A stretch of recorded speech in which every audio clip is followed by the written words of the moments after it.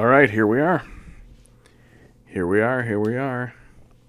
We're streaming away.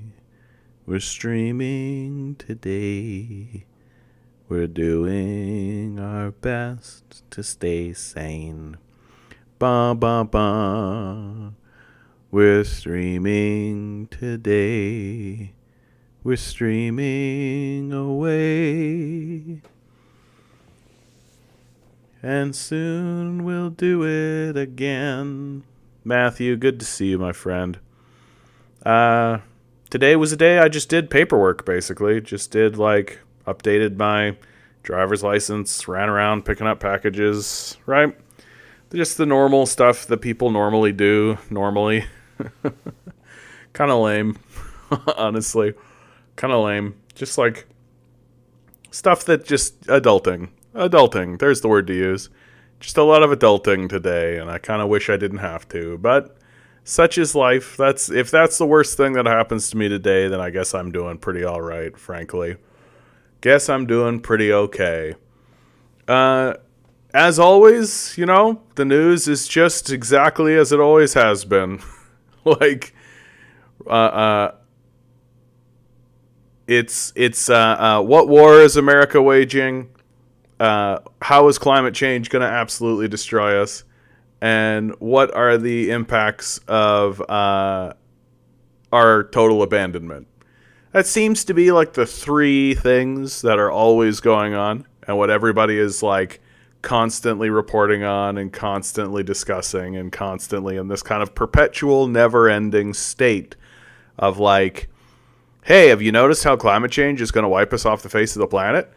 Hey, have you noticed how the United States has lost its mind as an imperial power and it's absolutely going to destroy everything? Hey, have you noticed how we're experiencing full-scale abandonment by the capitalist death cult? And I'm here documenting the slow, steady. At this point, it's realization. At this point, it's the society realizing that that's the truth, that that's what's actually going on. That everybody's just sort of dopily going through their normal day to day, and there are these little moments of hey, wait a minute. Hey, wait a minute. It can't possibly be the case that the society has completely decided to abandon itself and everyone, right? That can't possibly be the case, can it? And I'm here being yeah, bud. I've been talking about that for a long time now. Long time now. We were abandoned a long time ago. And we're just kind of coming to terms with what that actually looks like. Hailtosis 911 on Twitch. Good to see you, by the way, my man. What's the Fermi paradox for socialism? Where are the socialists? Are we really that rare? Yeah. I think that there is sympathy amongst the populace for socialism and socialists generally. I think that there is sympathy for the position. But there's two things I think that are going on, which is the people who are most inclined to be socialists and to be communists and to be on that side of the spectrum are likely the people who are the most victimized by the system of capital, right? So they just don't have the energy. They just don't have the real honest-to-God energy to actually put in to fighting the good fight in a serious way, right? It's the reason why the arts are so terrible now, is because all of your arts are being poured into lattes, right? The artistic community is working at Starbucks, and it's being systematically and purposefully destroyed, right? And so everyone's exhausted. We just don't have time. Right? And that's not to say that there aren't moments. 300,000 people were on the streets in Washington, D.C. In support of Palestine, right? Standing against an anti-genocide rally, or an anti-genocide moment, or standing in an anti-genocide moment. And we do see, right, people trying to push back against the pro-genocidal movements that exist in the United States. But the truth is everyone's fucking exhausted, right? Everyone's exhausted. June Good to see you. First comment, strong comment, salutations to you. And that's point one, right? Point one is that everyone's exhausted. Point two, right, is that the death cult is doing everything it can to suppress socialists, right? Like that they actively purge them from platforms, that they actively remove them, that they're actively destroyed, that they're looking for any excuse, any reason they can possibly have, right? And so fascists are allowed to speak openly and say whatever they like on whatever platform, however they want, right?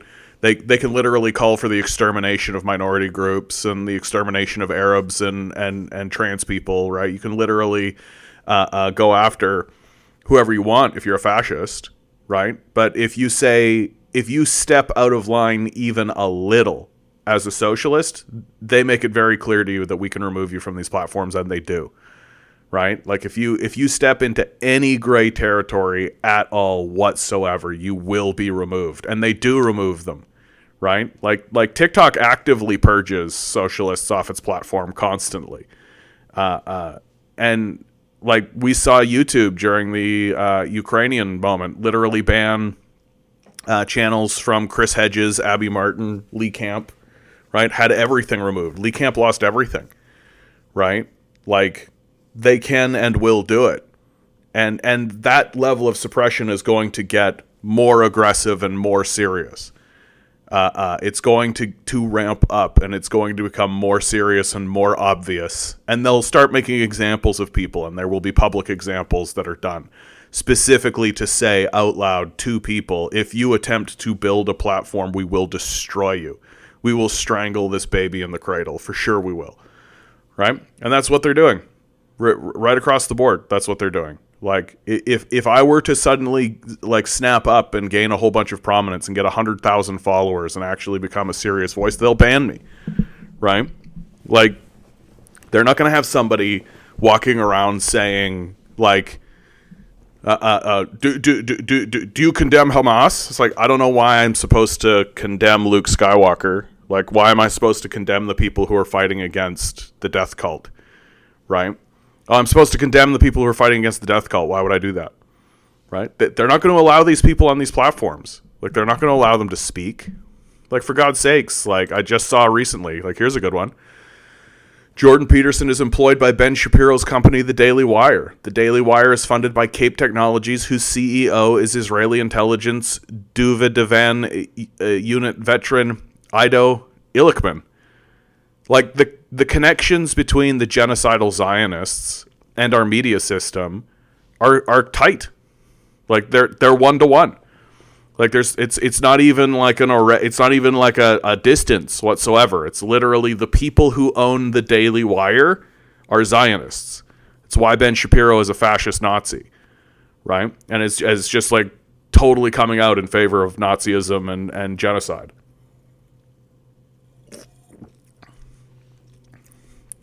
Yeah, exactly, Matthias. Who needs the Beatles when you have sandwich artists at Subway? Yeah, exactly. Like, that's exactly what's happening. Like, your artists work at Starbucks. I work with many artists, right? In the restaurant and the cafe that I work at, right? I work with a lot of people who are trying to be artists and trying to get into the arts and trying to do that kind of thing. But the truth is that arts are being made now for the rich. Right? And the rich are just bored, detached psychopaths mainly. They don't want to go see something that's critical of the society. They want to go see like a Star Wars burlesque show or something, right? Like they want to just have an evening of ha ha. They just don't want to be bored for a minute.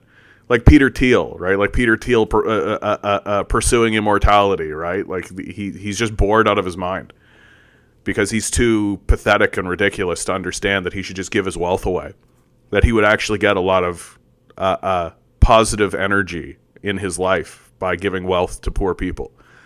But, so, artists are essentially completely suppressed in our society, and so are socialists. Like, it's the same process. And it's going to ramp up, it's going to get more serious, and it's going to get worse. And we are at a stage right now where the production of art, especially art that's critical of the capitalist death cult, is a form of total rebellion, right? You know you're not going to make any money doing it. You know you're not going to actually like make a living doing it because the death cult will never pay you for it. And moreover, you might just put a target on your back. Like, that's the society that we actually live in. And it's going to ramp up and it's going to get more serious. Yep, Germany is voting tomorrow to remove citizenship from people who don't support Israel. Yeah, and they will, right? Like they'll do it. Like I don't have any illusions. Like we can see which way the wind is blowing. I'll be very, very surprised if Germany goes, whoa, wait a minute, that's a bridge too far. Whoa, wait a minute. Like, Germany's done it before, they'll do it again. June writes, while Canada and the U.S. turned away thousands of Jewish refugees from Europe before the Holocaust, they welcomed plenty of Nazis after the war with open arms. Yeah. Like,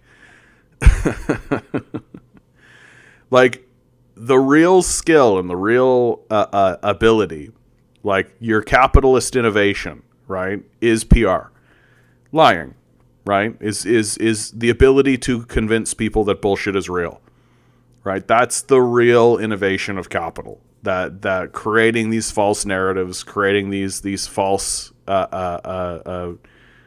stories, just telling bullshit lies, omitting reality, revising reality, pretending as though they have moral high ground when they obviously don't. Like, someone like Ben Shapiro. Ben Shapiro's the great guy to talk about during this period of time, right? He talks as though he has a moral high ground or that he has a moral position, right? He talks as though he from a position of righteousness when he's essentially a Nazi, right? Like there's literally no reason to tolerate this guy in the conversation, and yet he's one of the most well-funded media people in the society, and we find out that he's well-funded because he's funded by the very people committing the genocide. Like, it doesn't take a genius to figure this out. It doesn't take a genius to figure out what's going on in your society. That giving billions of dollars to people has resulted in those people funding megalomaniacs and Nazis in order to protect their wealth. Like, that's how this is going, which is why we should never allow anyone to have this kind of wealth under any circumstances, because the threat of a person doing this is so great that it should simply not be a possibility. People should not have the freedom to do this. Nobody should have the freedom to be able to fund psychopaths in order to dispense lies into the society, in order to deceive everyone into protecting capital, which is exactly what's going on. And we're just tolerating it. We just keep going to work, right? It's completely fine, right? It's totally fine that the society's collapsing. It's totally fine that everything's in this steady decline. It's totally fine that the far right elements are the ones that are getting the funding and the money, right? It's completely fine that we have this rising fascism in our society. Like, that's completely normal, completely fine. Certainly isn't going to backfire, right? Certainly isn't going to be a major problem in the society. And we all just keep going to work, right? We all just keep making lattes. In a certain amount of good news, Netanyahu is facing international criminal court charges and alleged war crimes and genocide. This is actually coming out of, Turkey. Turkey's Erdogan labels Israel a terror state, slams its backers in the West. This is from Reuters. Turkish President Tayyip... I can barely... hold on a second. I just need to zoom this in. I am getting old and blind. There we go. Turkish President Tayyip Erdogan said on Wednesday Israel was a terror state, committing war crimes and violating international law in Gaza, sharpening his repeated criticism of Israel leaders and their backers in the West. Speaking 2 days before a planned visit to Germany to meet Chancellor Olaf Scholz, Erdogan said Israel's military campaign against Palestinian militant groups, Hamas, include the most treacherous attacks in human history, with unlimited support from the West. He called for Israeli leaders to be tried for war crimes at the International Court of Justice in The Hague, and repeated his view and Turkey's position that Hamas is not a terrorist organization, but a political party that won past elections. Britain, the United States, European Union, and some Arab states deem Hamas a terrorist group, unlike Turkey. Ankara hosts some members of Hamas and supports a two-state solution to the Israeli-Palestinian conflict. With the savagery of bombing and the civilians it forced out of their homes while they are relocating, it is literally employing state terrorism, Erdogan said of Israel in parliament. I am now saying, with my heart at ease, that Israel is a terror state. We will never shy away from voicing the truth that Hamas members protecting their lands, honor, and lives in the face of occupation policies are resistance fighters, just because some people are uncomfortable with it, he said. Erdogan's trip to Germany will be his first to a Western nation since Israel began bombarding Gaza on October 7th in response to Hamas's attacks. Germany has expressed strong solidarity with Israel, while urging a focus on limiting the impact of military operations on Gaza's civilian population. The West, namely the United States, is unfortunately still seeing this issue backwards, Erdogan said, adding he would call leaders of the countries who last month abstained from a vote in the United Nations General Assembly on an aid truce in Gaza. Later on Wednesday, Erdogan spoke to Italian Prime Minister Giorgia Meloni and told her that Ankara expected Rome's support in achieving a ceasefire in Gaza, the Turkish presidency said. Meloni's office said she had called for a rapid de-escalation in Gaza, adding Turkey had a crucial role in preventing the spread of the conflict. Erdogan also called on the Prime Minister Benjamin Netanyahu to announce whether or not Israel had nuclear weapons, adding that Netanyahu would soon be a goner from his post. He also likened the conflict between Israel, a Jewish state, and the Palestinians to a war between the Christian and Muslim worlds, saying the crisis was a matter of cross and crescent. Ankara would also take steps to ensure Israeli settlers in occupied Palestinian territories are recognized as terrorists, he added. Turkey has sent 666 tons of humanitarian aid, medicine, medical equipment, and a medical team to Egypt for Gazans so far. Ankara has said it's working with Egypt and Israeli authorities as part of a coordination mechanism to bring cancer patients and some wounded civilians to Turkey for treatment. It's good to know that there are some countries out there that are actually calling this correctly. Right? There are some countries out there that are actually saying out loud that, what Israel's doing is terrorism. Very obviously. And it's very straightforward. It's actually really amazing to see how our society has so sharply become just Zionist, Nazi shit.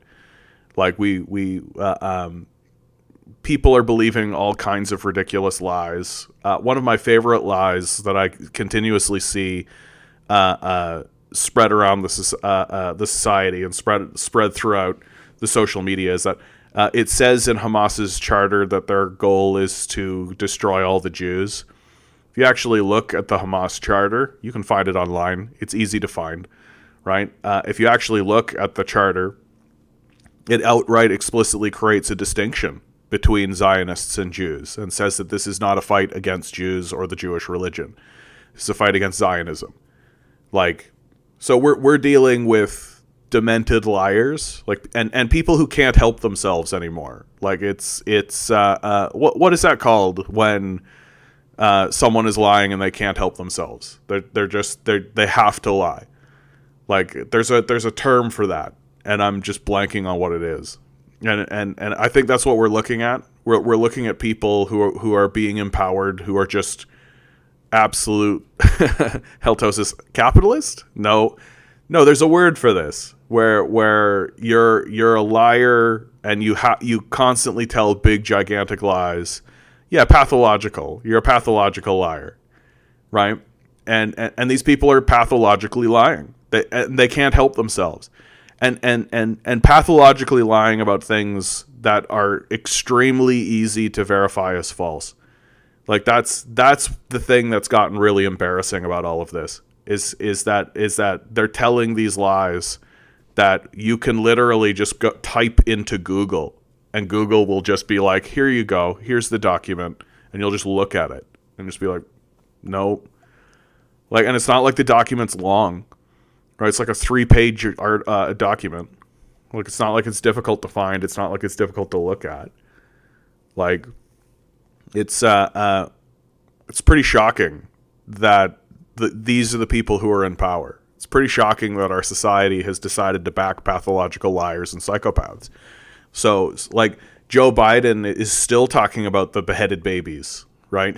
Even though that's been completely debunked by the IDF itself. That the IDF itself said, yeah, that didn't happen. And yet Joe Biden is still walking around talking about that.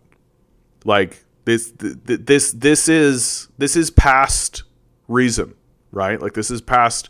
They're not doing it out of a sense of trying to find a reason or rationale or build a consensus or any of this kind of stuff. They're doing it because they can and because they're pathological.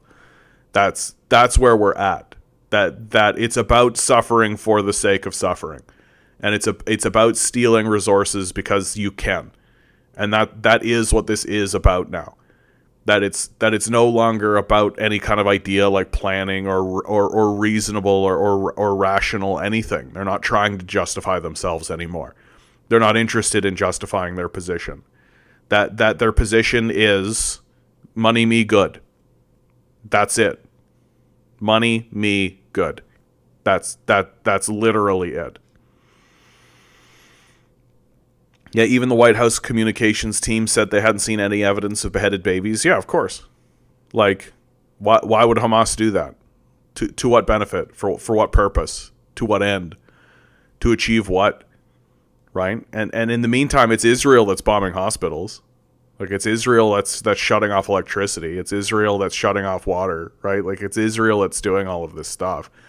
And yet we're supposed to constantly reaffirm and constantly say, like, yes, no, we don't support Hamas. Oh, goodness, yes, it's actually the Palestinians and their institutions that we actually have to discuss, when the Israelis are obvious racists, extreme bigots, like literally running a theocratic state that says that this is our land because God told us so, right? And we're all supposed to just accept that that's normal. And just be like, yeah, this is a normal thing. This is how normal people are, right? This is normal. Yes, I condemn Hamas. Yeah, certainly. But what are you talking about? Like, what are you talking about? If anybody wants to fight Israel, you go ahead, and you're correct. Like, you're correct. Like, these guys are lunatics. Like, these are the people who are bringing us closer to nuclear annihilation than any other country in the world. What are you talking about? Anybody that wants to fight them is good, as far as I'm concerned.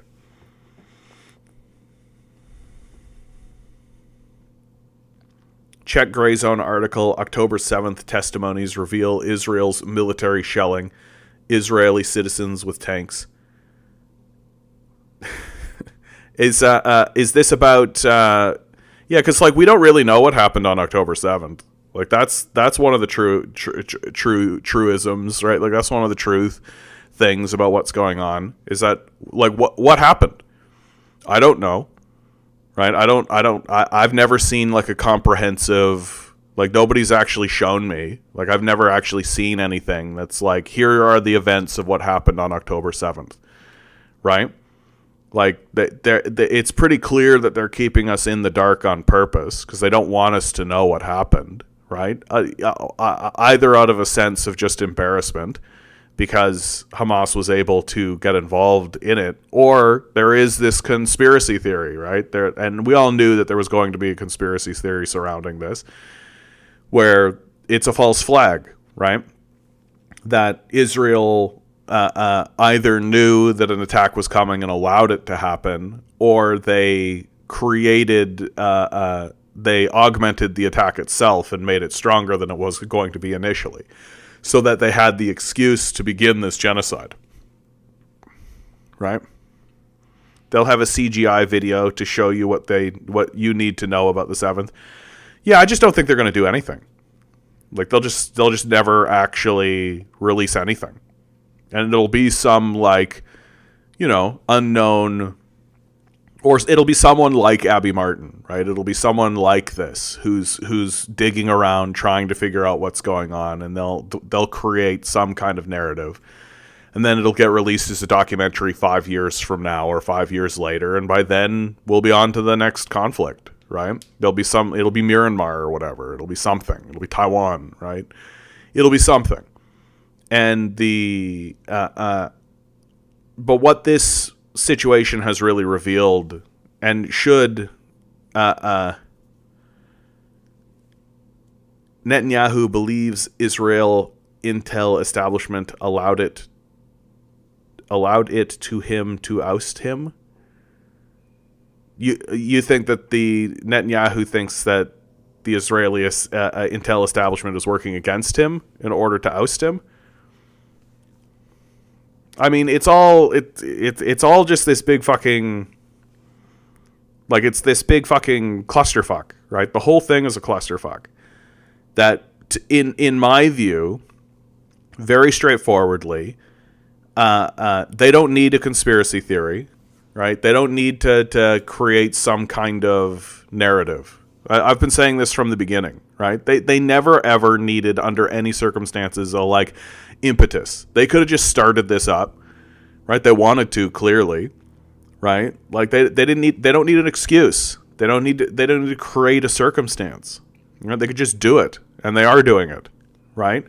And now it looks as though the goal, especially from the Biden administration, is that they see that the tide is turning against Israel. It's finally happening. The public opinion has finally started to turn against Israel.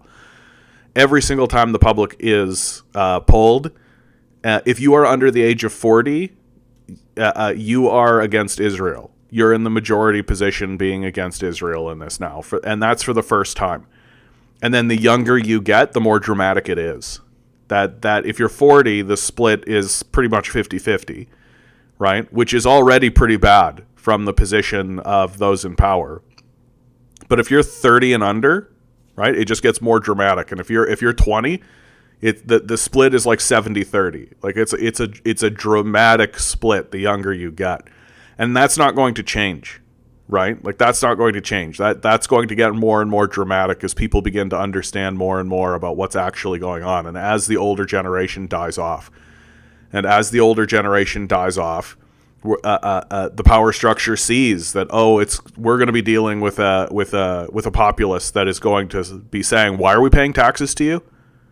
Why are we paying taxes so that you can go make little corpses, Palestinian corpses? What's the story? And so the power structure is reacting, and like I say all the time, right, a series of very quick decisions made very badly, right, a very bad decisions made very quickly. And the very bad decision being made very quickly is, let's exterminate all of them now, so that when the populace gets into a position where it can actually ask us serious questions, we can actually say, well, there's nothing to be done, there's nobody there, right? There's nobody there. It already happened. Like, it's over. What are you going to do? To me, that's the strategy. Like, that's what we're seeing. We're seeing a power structure that's just getting itself positioned so that when it actually does need to face the public in a serious way and actually face any accountability whatsoever, they can just basically say, but it's done. Like, what are you going to do? Right? And we're not going to take these people to the Hague. We never do that. George W. Bush should be at the Hague, obviously. Like, it's very obvious that he should be at the Hague.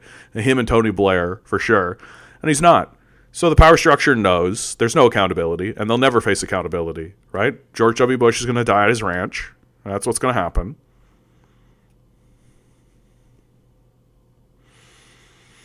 At June, I think that's a good point. If it was a false flag, the Palestinians would have said it was a false flag. I think, the fact that it's not really a point of contention. Like, it's only really a point of contention amongst the conspiracy people, right? But the Palestinians themselves are like, yeah, fuck Hamas, yeah.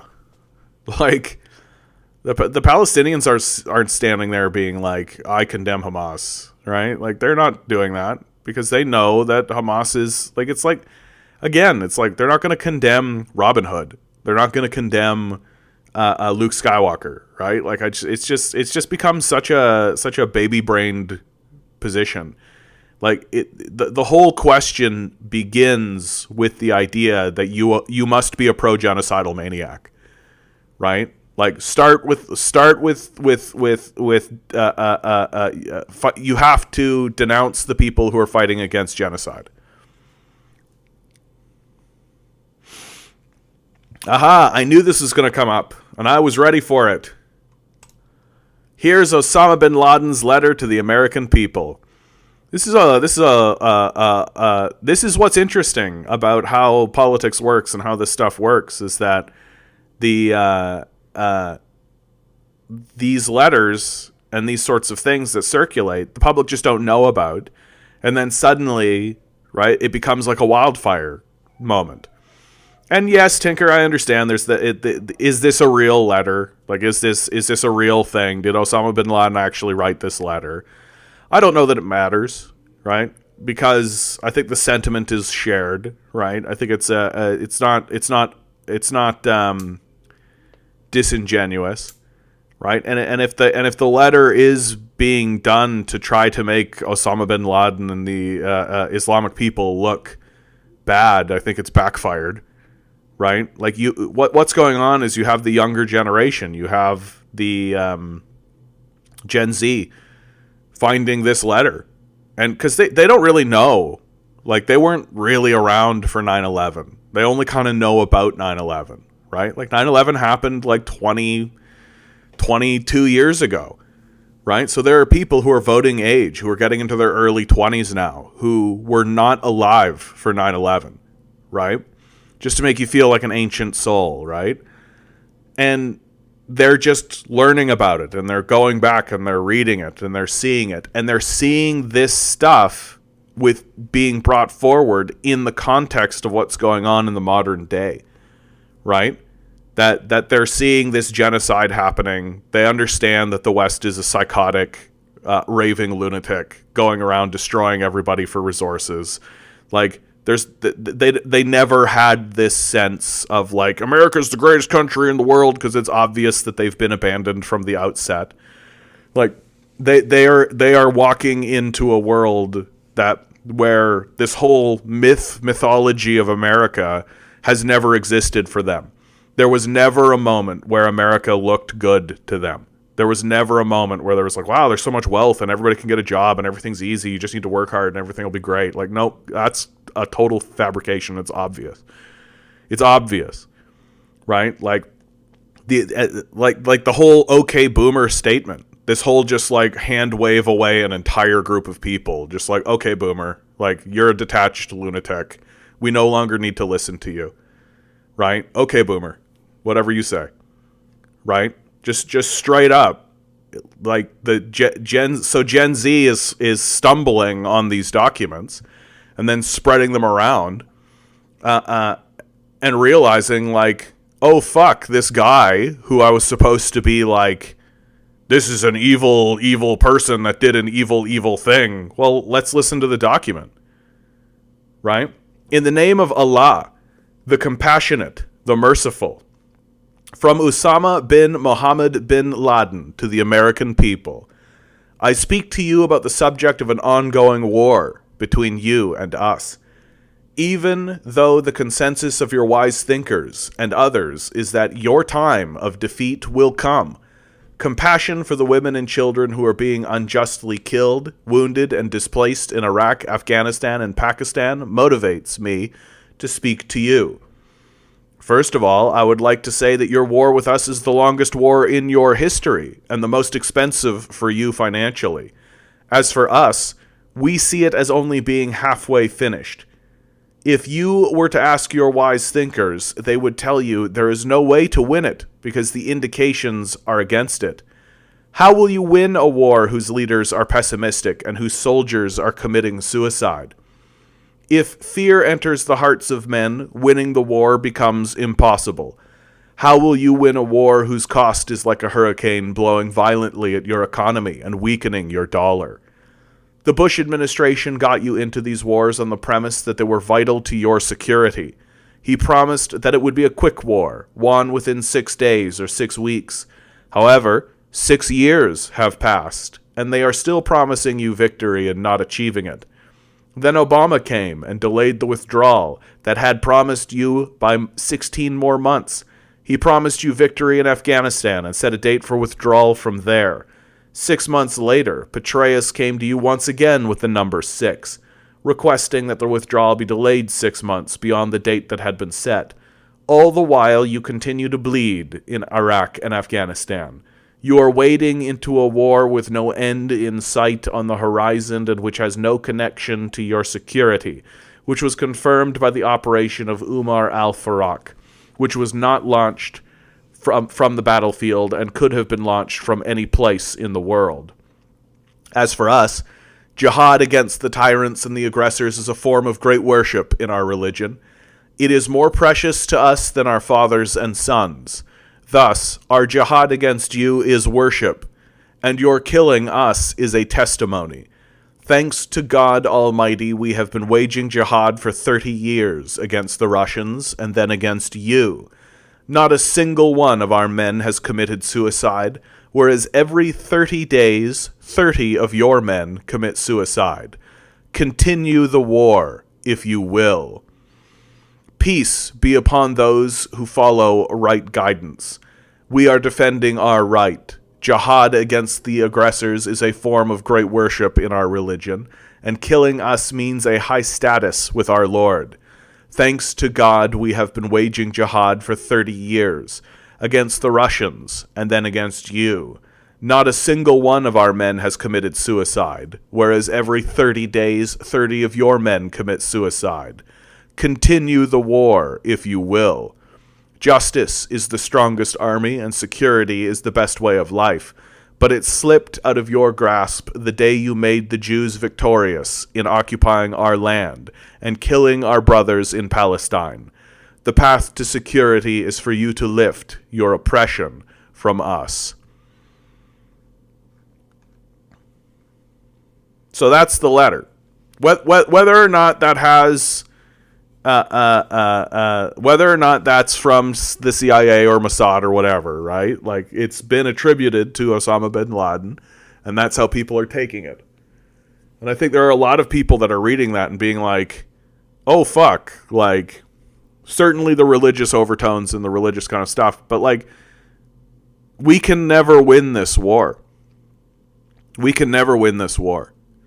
And we will never win this war. Like, it is being waged by a psychotic death cult that has no interests to anyone except their own interests, right? That Joe Biden wants to wage this war for Joe Biden and no one else for no other reason, right? And the people of the Middle East know it. Like, they know that this war will eventually end. And they know that they will be victorious. You can't endlessly suppress a people in this way. It's just not going to work. Yeah, boomers are still watching Fox and CNN. No wonder they're pro-genocide. Well, I mean, to be fair, like, they are living... Like, Americans live in a perpetual state of amnesia where history begins today. That every single time you wake up, this is the moment history begins. That there is no such thing as history. That history began on October 7th and not a moment before. And which is why conservatives, they don't want to talk about the past unless it's like the ancient past of 4,000 years ago for some reason. It's like, if it happened 4,000 years ago, then it matters today. But if it happened 2 weeks ago, then, oh, it was so long ago. Right? Like, it's... And we're living in this moment where facts don't matter. And the very people who are telling you facts don't care about your feelings do not care one iota about what the facts actually are. They couldn't care even a little tiny bit. Like, these people are religious zealots. They've lost their minds entirely. They're holding up magic books saying that the truth of all creation exists in this magic book that was written by people wandering around in a desert. Like like we've lost our minds. We've lost our minds completely, and we're going to pay for it. We're going to pay for it very seriously. And the people who we've been victimizing have known about it. Have known about it the entire time. Right? That they're looking at what's going on and they're saying, yeah, you guys are going to lose, and you're going to lose badly. Right? Like you wrought a lot of destruction here. Good for you, but it's going to cost you. And it is going to cost us. It's going to cost us very seriously and very dearly. I mean, in more ways than one.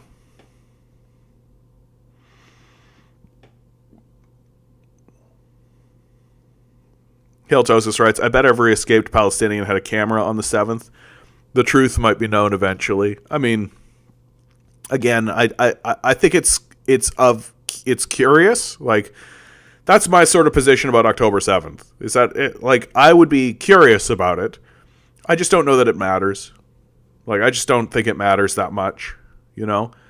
Like, if it was a false flag attack, if it was Hamas doing it themselves, if it was like, okay.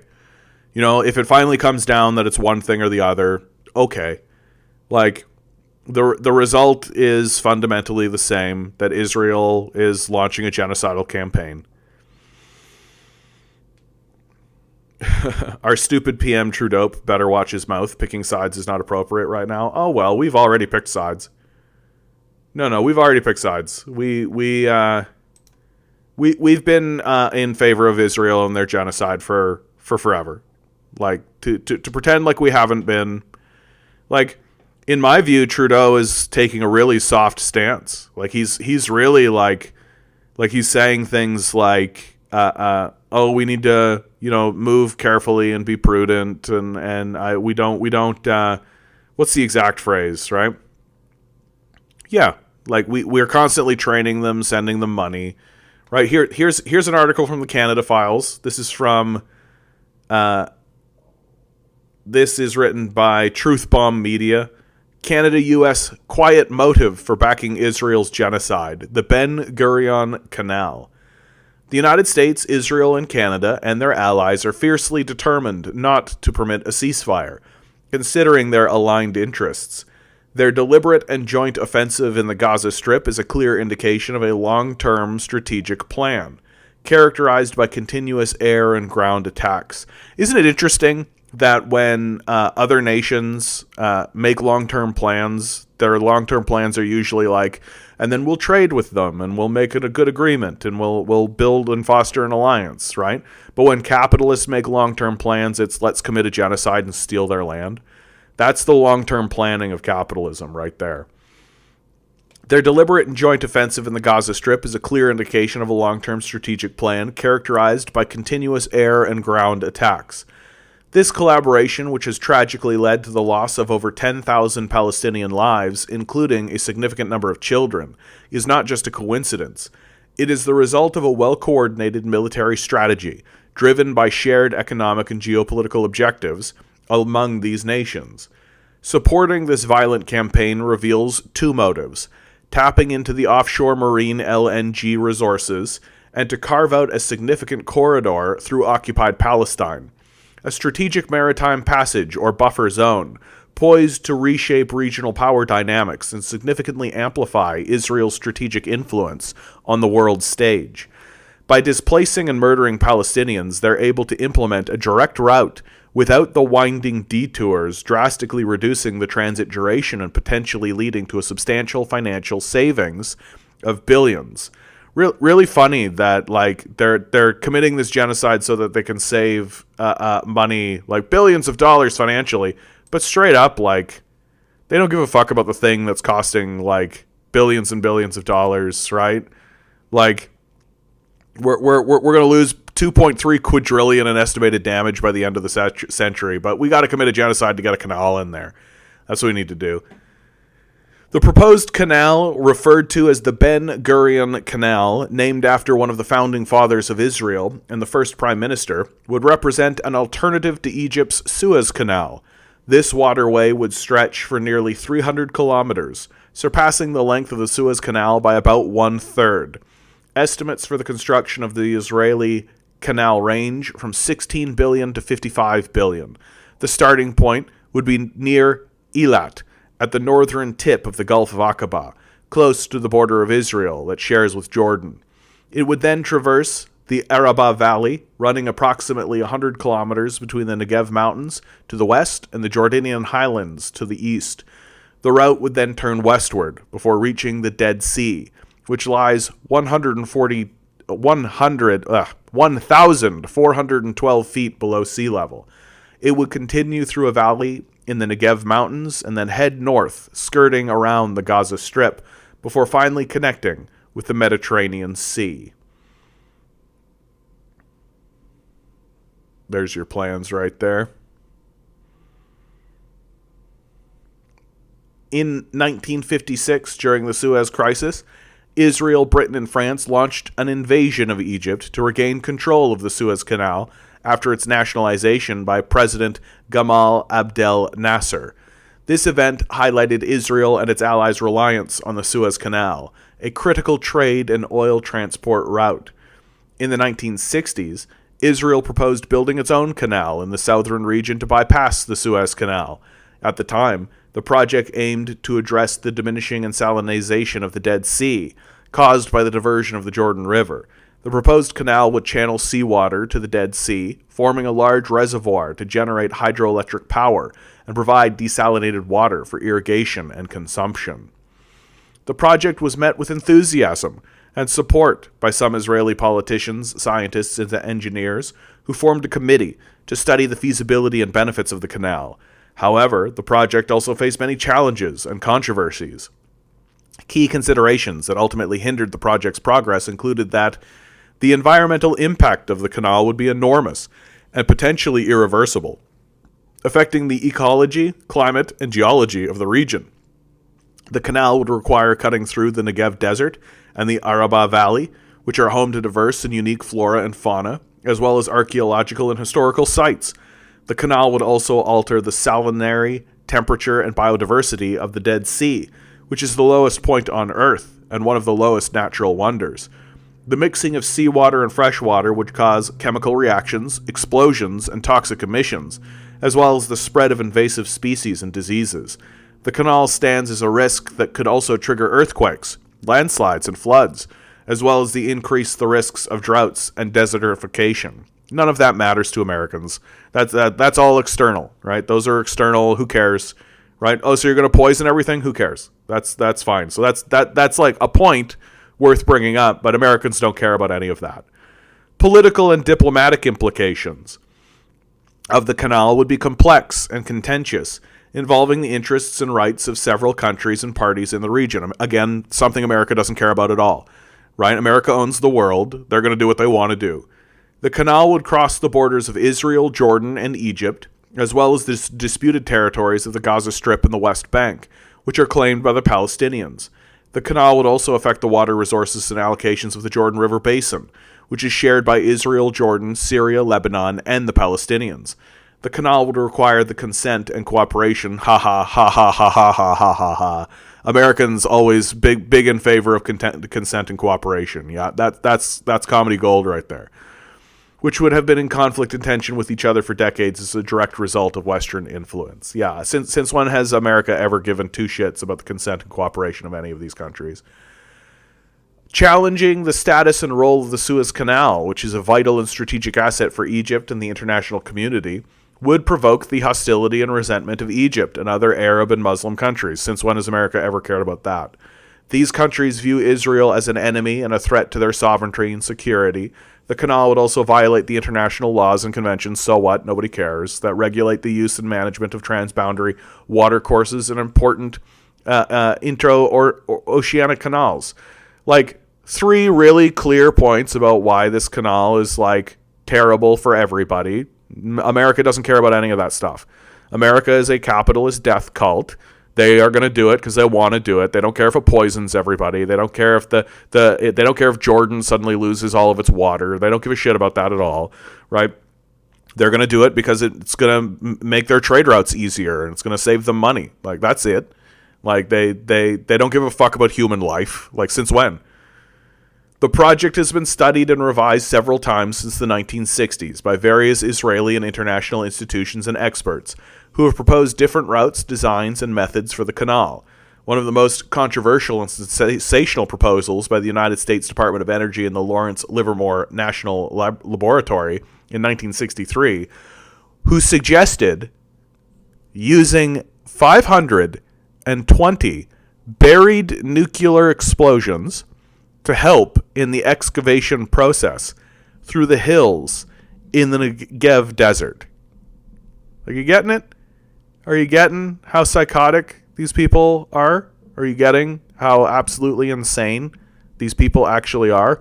Yeah, what we're going to do is we're going to bury 520 nuclear bombs and just set them off to blow up some mountains. That'll do it. Yep, no consequences, completely fine, normal. The proposal was part of a larger program called Operation Plowshare, which aimed to use nuclear devices for peaceful purposes, such as mining, construction, and engineering. Considerations for things like the environment made by Israel were never viewed as obstacles for the United States. Yeah. The strategic vision of the United States for the Middle East, particularly regarding the development of Israeli infrastructure, is indicative of far broader geostrategic objectives with significant global implications. The U.S. has shown a steadfast commitment to the concept of a strategic canal within Israel for decades, aiming to create a trade route that challenges the influence of China's Belt and Road Initiative.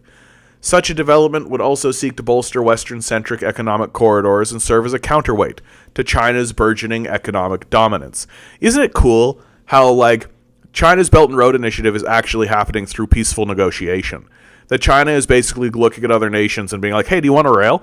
We could put a rail through you, right? We'll get a rail there. What do you think? Right, we'll help build it. We'll do all that kind of stuff. What do you think? And the country is going like, yeah, I think that's a good idea. Let's do it. Yeah, great. The United States wants to build something to rival it. Gotta do a genocide. No other way. Can't possibly say, hey, let's work together and come up with some kind of agreement to peacefully resolve this genocide. Get out of here. It has to happen. The Americans in capital have to do it. They can't stop themselves. They're pathological.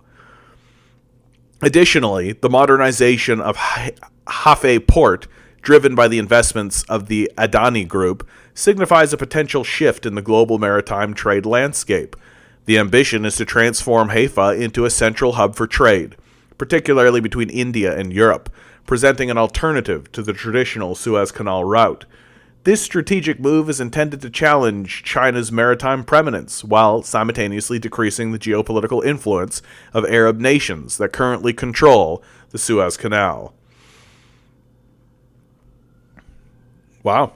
Justin Trudeau. The glorification of violence is never acceptable in Canada by any group or in any situation, except when we celebrate a Nazi in Parliament, of course.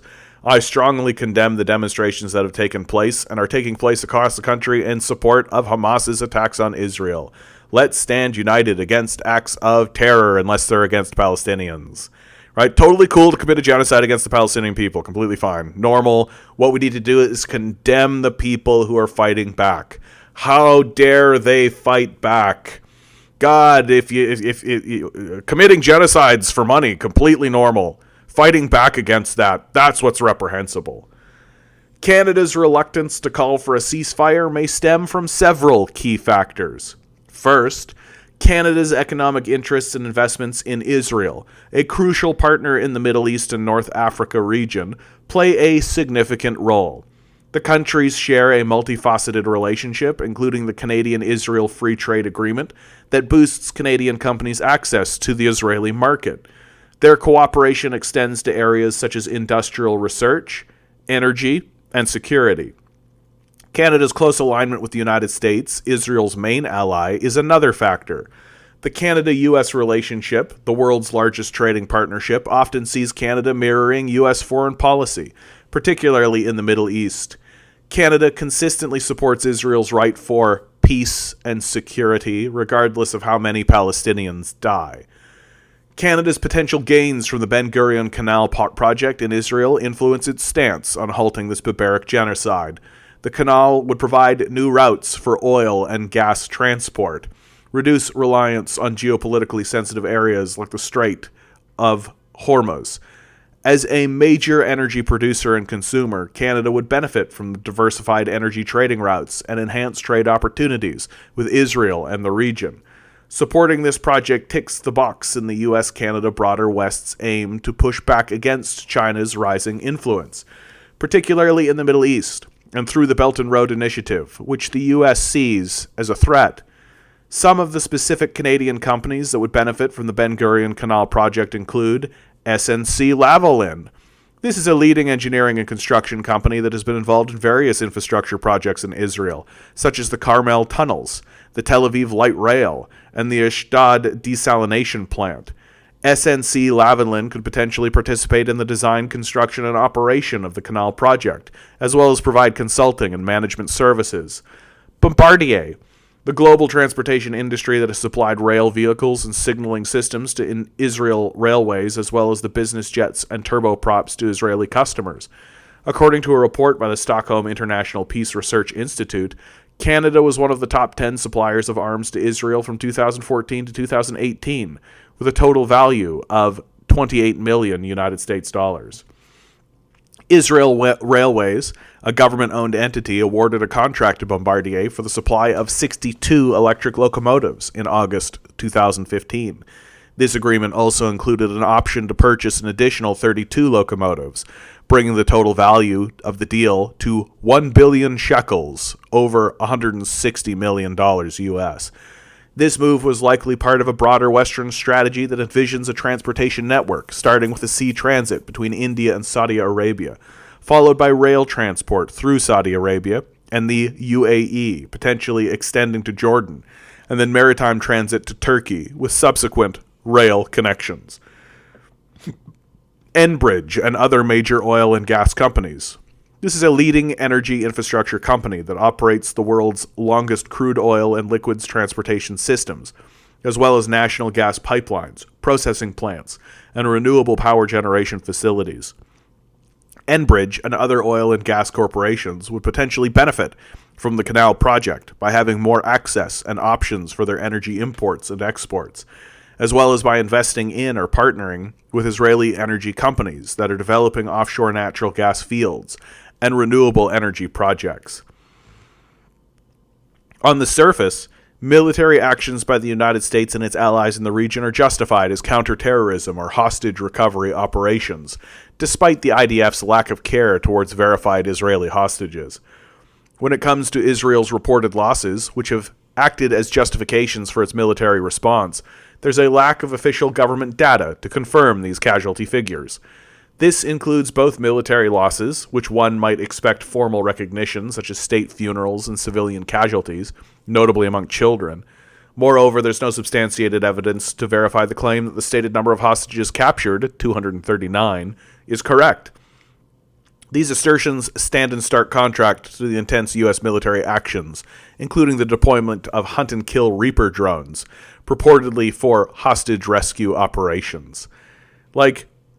I love that they made these drones and named them Reaper drones. We are a fucking death cult, eh? Straight up, necromantic death cult. Let's make a drone that's designed to hunt people down and call it a Reaper drone. Fuck. We love it. We just love how fucking evil and demonic we are. In addition to daily drone involvement, frequent bombings with powerful munitions targets and underground spaces between buildings in Gaza's north end, reportedly with U.S. support. According to the Geneva Conventions, these heavy-duty ammunition can only be used in extreme circumstances of self-defense, and is prohibited for use in areas of high civilian population, and yet they are continuously used. Yeah, because the United States doesn't give a fuck. We're a death cult. The destruction and demolition of Gaza is likely concealing the initial steps in topographical modifications, hinting at the beginning of an ambitious undertaking. These geopolitical agendas explain the reluctance to halt the violence, as any pause would interfere with these strategic goals. As these projects advance, the full impact of these economic activities will become clearer. By then, they will have inflicted irreparable and extensive harm, destroying countless lives and homes. Editor's note: introducing Operation 135, the Canada Files campaign to go from 65 to 200 consistent financial supporters. The Canada Files is the country's only news outlet focused on Canadian foreign policy. We've provided critical investigations and hard-hitting analysis on Canadian foreign policy since 2019 and need your support. Please consider joining 81 consistent financial supporters and setting up a monthly and annual donation through DonorBox. Like, kind of blows my mind that Canada Files only has 81 finance. Like, who? Geez Louise. That actually blows my mind to think about. Like, they've got to be pretty good. Like, they've got to be good donators, but Jesus. Like, only 81. Wow. That's actually very surprising. Because, like, it's just wild to me. Like, we were talking earlier about, like, why is there not more socialists? Like, why aren't there more socialists? Like, why is this the case? Like, every so often in our history, there is just a purge, right? Like, when they assassinate Martin Luther King in front of everybody, right? Like, when the FBI shoots Martin Luther King in the streets, right? So that everybody can see it, like, that has an impact. That matters, right? Like, that tells people pretty straightforwardly, like, hey, don't do this shit. Like, we will gun you down in the streets. That there is a limit to what you are allowed to do. And so the socialists that show up are facing this enormous deterrent constantly, and constantly trying to find out, well, where is the limit? Where are the borders here? When can I when am I going to cross a line and just get completely purged out, right? And meanwhile, while socialists and communists are getting purged out of the society and getting gunned down in the streets, fascists are literally funded, like, straight up, like, a billionaire funds somebody to be a little Nazi spreading propaganda around. Skadefron is rating with a party of 39. Hello again, Skadefron. Good to see you, my man. Thank you so much for your support. Thank you so much for coming. You guys just missed me reading the Canada Files, Canada-U.S. Quiet Motive for Backing Israel's Genocide, the Ben Gurion Canal. We are, of course, talking about the ongoing genocide that is happening in Israel. It's and, of course, Canada's reason and rationale for backing that genocide. And it's pretty heartbreaking that we're just going to watch it all happen, eh? Like, that's the thing that kills me the most. That we are going to watch it happen. And there's just no force in the world that is going to actually stop it. That even though there are people who are speaking out against it, Turkey's president is calling for Netanyahu to go to The Hague, right? As he should go to The Hague. But there's no military operation. There's no military force. They're not going to go in there and get Netanyahu. Like, that's not going to happen. So it's just sort of wild watching this unfold from inside the imperial core. That we're constantly told over and over again that capitalism is the greatest system in the world. This is the greatest system, while simultaneously completely ignoring the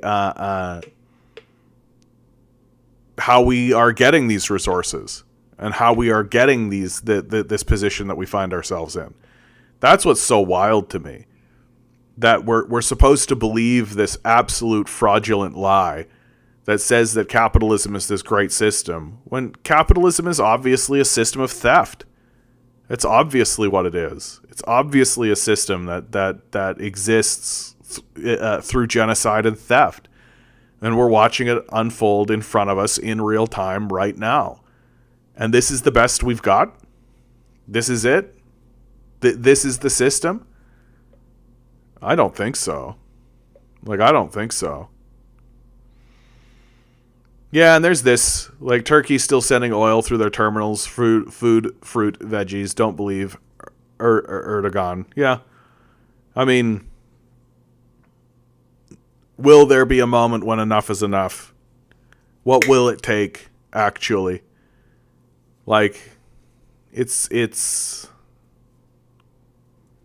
And then we're all supposed to stand up and condemn the very people who are fighting back. Like, that's what's crazy. Get to the gun rights. Bush wasn't prosecuted either. Neither was any other president. Why would Netanyahu? Yeah, Noam Chomsky has a famous clip of him rattling off war crimes of every president of the United States. Yeah. Like, it's just sort of surreal. There's a surrealness to this that we wanted to believe. And I think the society was trying to convince itself that we were advancing, that there was advancement that was happening.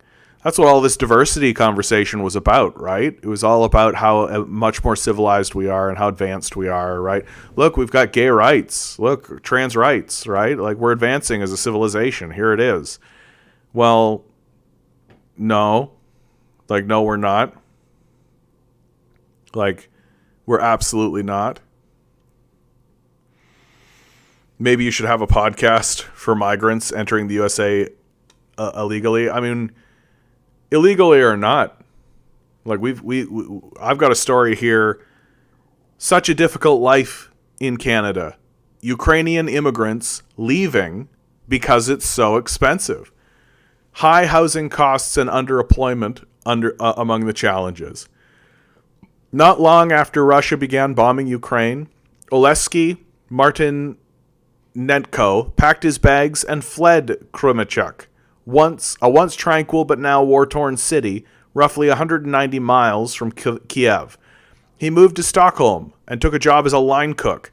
1 year later, as his work visa approaches expiry, he relocated to Canada's largest city. The continental change in scenery provided challenging for the Ukrainian immigrant. It took Martynenko about 2 months to find a comparable job in Toronto's bustling downtown, about an hour's commute from his apartment in the city suburbs.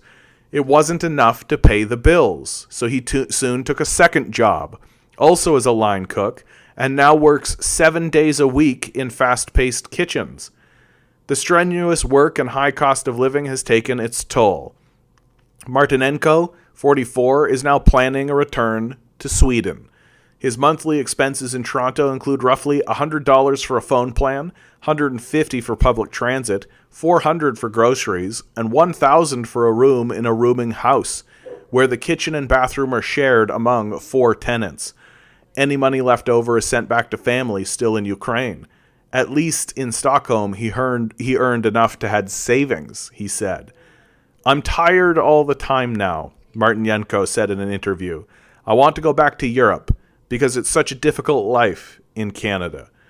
Canada has long been a choice destination for newcomers seeking a better life in a prosperous nation.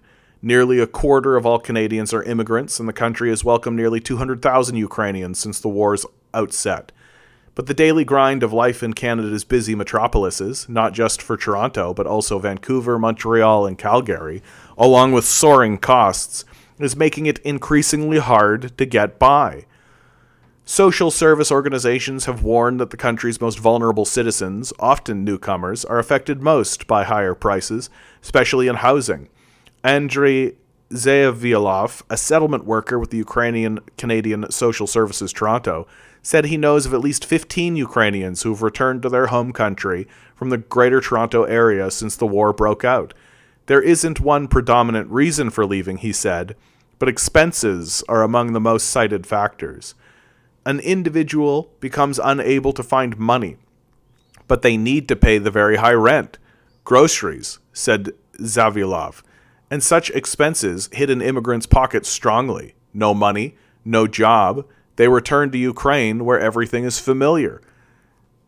Anecdotal stories like these are supported by new research, suggesting that more newcomers have chosen to leave Canada in recent years as worsening housing affordability, a strained healthcare system, and underemployment spark disillusionment with the opportunities in the country that the country offers. An acceleration of that trend would undermine Prime Minister Justin Trudeau's ambitious plans to stave off economic backsliding through relaxed immigration policies. Like many developed countries, Canada's birth rate is declining, and the population would shrink were it not for new arrivals. Real gross domestic product per capita has stagnated over the past decade, while soaring home prices have far outpaced disposable income. I mean, Ontario intakes 40% of the Ukrainians coming in. The Trudeau government solution is a target of roughly 500,000 new permanent residents a year, on top of recent boom in arrivals that pushed Canada's annual population growth rate to 2.7% in 2022, the fastest pace among advanced economies. The challenge is now retaining them. Newcomers have to navigate a web of problems, starting with housing costs. Even smaller Canadian cities are facing tight rental supply, as higher interest rates have discouraged would-be buyers, creating fierce competition for rental units.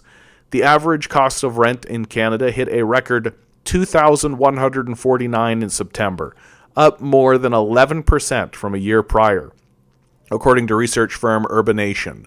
In Toronto, it was $2,614, which represents almost the entire pre-tax income of a person working full-time for minimum wage.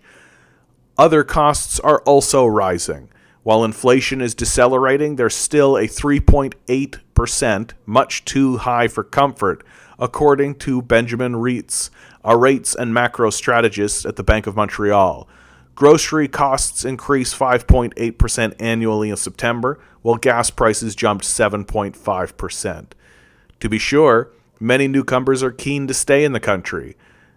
Zavalov said most Ukrainian newcomers he's interacted with have expressed strong admiration for Canada, its diverse population, socialized healthcare system, and fraying but still strong social net, and also the pro-Nazism. I think that a lot of these Ukrainians would probably love the pro-Nazism. The decision whether to return to Ukraine or stay in Canada is also inspired by factors beyond expenses, proximity to war, safety, or a sense of patriotic duty. A combination of those considerations prompted Anna Marie Liakovvetska to plan a return to Ukraine as soon as it's safe. The 17-year-old moved to Germany after her father died in the war, then relocated to Canada, arriving in Toronto just 7 months ago. Now she wants to go back, in part to escape the hurdles of life in a new country and in part to aid the war effort. Russia's invasion, she said, encouraged her to pursue a career in political organizing. It's expensive living here, she said, but I also want to go back and help my country. If you really wanted to help your country, you'd be telling them to take the peace deal, sweetie. The bulk of Canada's Ukrainian immigrant intake is clustered in Ontario, the country's most populous province, according to social services group Operation Ukraine Safe Haven. Based on financial assistance data, 40% of recent Ukrainian immigrants have settled in Ontario, while 21.4% landed in Alberta and 10.3% went to Manitoba. Alexander Halleck, 50, arrived in Canada with his 50-year-old son in March, directly from Ukraine. An engineer back home, he took a job as a cabinet maker in North Toronto because he lacked a convertible degree. His son, meanwhile, found a better-paying job at an airport. For my son, I think that he will stay here for a long time and probably build his future, Halleck said. But for me, to tell the truth, a life in Canada is much more expensive than Ukraine or in Europe. There I have experience, and I can find work with a good salary. So, literally, people leaving war-torn countries coming here saying, nope, no good, turning around, going home. And, that reputation is building. And our strategy of telling people, hey, come to Canada, we're steadily turning into a shithole nation, we're dominated by landlords and investors and these scumbags who don't give a shit about people's quality of life. Come on down to Canada, and people are just not buying it. People are just looking at it and being like, nah, right? And this happening while we're facing a population decline, no less. Womp, womp, womp. The West is in a severe decline. And it's not really doing anything serious in order to pull itself out of that decline. And the things that it's trying to do are failing, right? And why are they failing? Because they're all built in stupid assumptions by illiterate morons who call themselves economists, but who don't actually read economic works and don't know anything about economics. So they create a stupid narrative. And that stupid narrative blows up in their face. A good initial step would be to improve and augment history courses and programs in schools. No, Timothy. Come on. We're not going to educate the populace. Are you kidding me? We're never going to have an educated populace. That's never going to happen. If you actually educated your populace properly, you'd end up with a bunch of people being like, wait a minute, we're being completely hosed. We're being completely hosed entirely, right? Why are we paying this level of taxes to these fraudulent losers? Why are we subsidizing the fortune of Galen Weston and David Thompson? Why are we even tolerating these parasitic landlords in the system in the first place? No. You can't educate your populace. You need to make sure that they're as dim-witted and as stupid as possible, so they'll keep thinking that Marvel movies are worth watching. Radio Halifax, good to see you. Like, it would be ostensibly a good idea to actually inform citizens of what's going on in the world, but that's just not going to happen. The capitalists benefit from people's stupidity and ignorance. It's part of it's part of the job. It's part of the system. Isaac, I'm taking the income tax course and I'm learning that migrant workers have to pay 40% in taxes and are not entitled to any tax credits Canadians are entitled. Yeah. Like, oh, look, Canada exploiting foreigners? We don't have a long history of doing exactly that constantly. Hey, have you noticed a paper-thin slice of pizza cost $8 now? Yeah. Like, capitalists are going to charge whatever they think they can get out of you.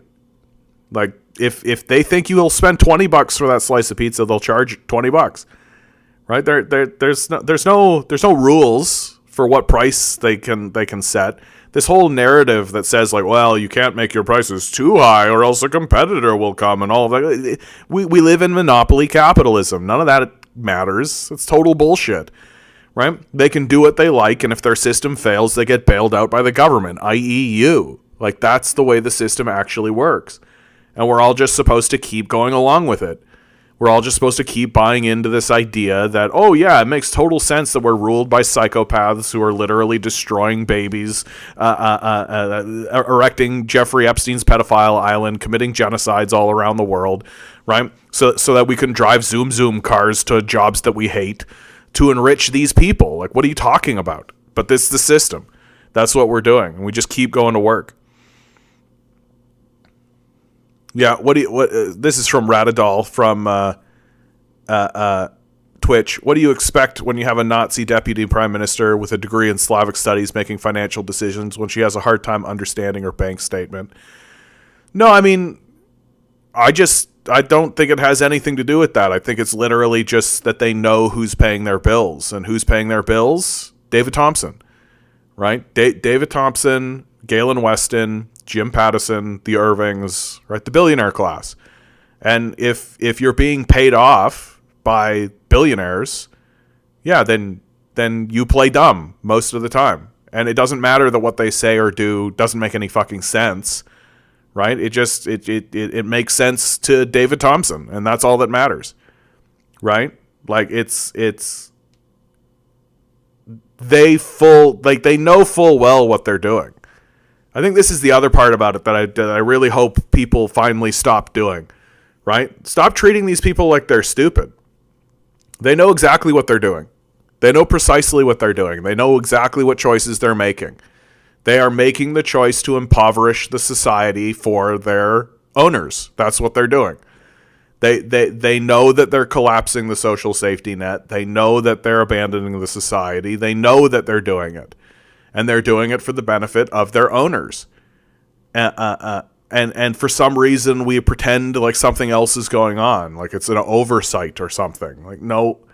Like, these people are culpable. They're completely culpable, and it's not ignorance. Like someone like Chrystia Freeland doesn't invite a Nazi to celebrate a Nazi in Parliament as an oopsie-doo, right? That just doesn't happen. This whole oopsie-doo argument, I'm just over it. Like, I'm just over it. There's too much of this oopsie-doo shit going on, and I just don't understand why it's happening and why we keep tolerating it. They know what they're doing. They just don't care. And getting into the nuts and bolts, the real nitty-gritty. Major U.S. climate disaster occurring every 3 weeks, report finds. Fifth National Climate Assessment says nowhere is safe from warming, but some communities are impacted harder than others. Unprecedented. That's how an assessment released by the administration of President Joe Biden describes the toll that climate change is taking on the United States. Extreme weather events caused by global warming cost the country around $150 billion in direct damages each year, says the climate report, released on the 14th of November. From 2018 to 2022, the United States experienced 89 climate disasters that each cost at least $1 billion in damages. That equates to 1 every 3 weeks, as compared with 1 every 4 months in the 1980s. This year, a wildfire in Maui killed at least 97 people, the deadliest U.S. wildfire in more than a century. And the first ever tropical storm watch was issued for Southern California in the wake of Hurricane Hillary. Climate change is here, said Arati Pabhakar, Biden's chief science advisor and director of the White House Office of Science and Technology Policy. But Pabhakar says that the United States is stepping up to the challenge with significant new climate investments. And this gives us hope that we can move at a scale that the climate notices. The fifth National Climate Assessment is technically a year overdue. By law, the U.S. government must complete the report every 4 years, reviewing the latest climate science and offering guidance to state and local officials about how to adapt to global warming. The last one was issued in 2018, after which the administration of former President Donald Trump appointed an official with a history of criticizing climate research to head the process of drafting the next report. The Biden administration assembled a different team after taking charge in 2021, and roughly 500 authors worked on the final version. In parallel with the report's release, the White House announced more than $6 billion in new investments, funded through a pair of landmark laws that provide historic boost in funding for infrastructure, clean energy, and climate resilience. That includes $3.9 billion to modernize the U.S. electric grid, $2 billion for community grants focused on environmental justice, and several $100 million targeted at helping communities to secure reliable water supplies and to become more resilient to flooding. This is not about curling up in a corner in despair, said Rachel Cletus, policy director and lead economist for the Climate and Energy Program at the Union of Concerned Scientists, an advocacy group based in Cambridge, Massachusetts. There are very concrete steps we can take to cut our emissions and to promote climate resilience. After taking office, Biden caused the United States to rejoin the United Nations Paris Climate Agreement, which Trump had exited in 2019. Biden also committed to halving the country's greenhouse gas emissions by 2030, compared with 2005 levels, and to achieving net zero emissions by mid-century. The latest climate assessment makes it clear that the United States is so far falling short of those goals. The nation's total greenhouse gas emissions fell by about 17% between 2005 and 2021, according to the latest U.S. emissions report to the UN Climate Convention. The pace of emissions reduction needs to increase from around 1% per year to roughly 6% to meet the country's mid-century targets. Released just weeks before the next UN Big Climate Summit, where countries will come together to address the global warming crisis, the report underscores the collective nature of the problem. Until the world stops pumping greenhouse gases into the atmosphere, the effect of climate change will continue to increase. At the same time, the authors emphasize the idea that every fraction of a degree of warming matters, which also means that every action taken to reduce emissions will lower the risks and impacts of climate change going forward.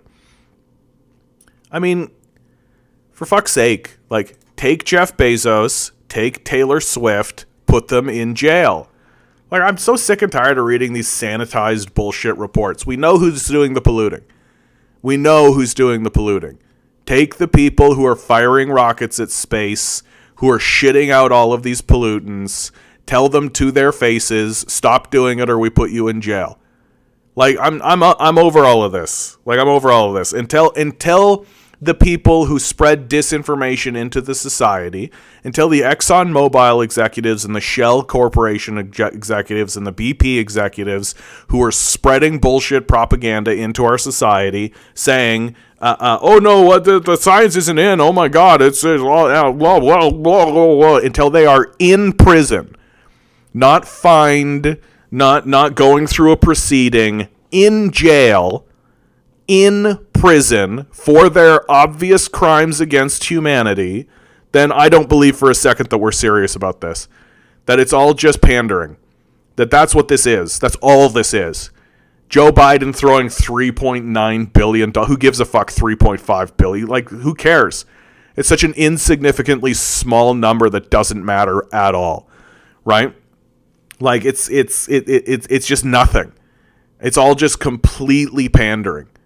Where we're all just supposed to be like, wow, yeah, Joe Biden, he really does seriously care for real. Yeah, he's certainly not pandering for votes.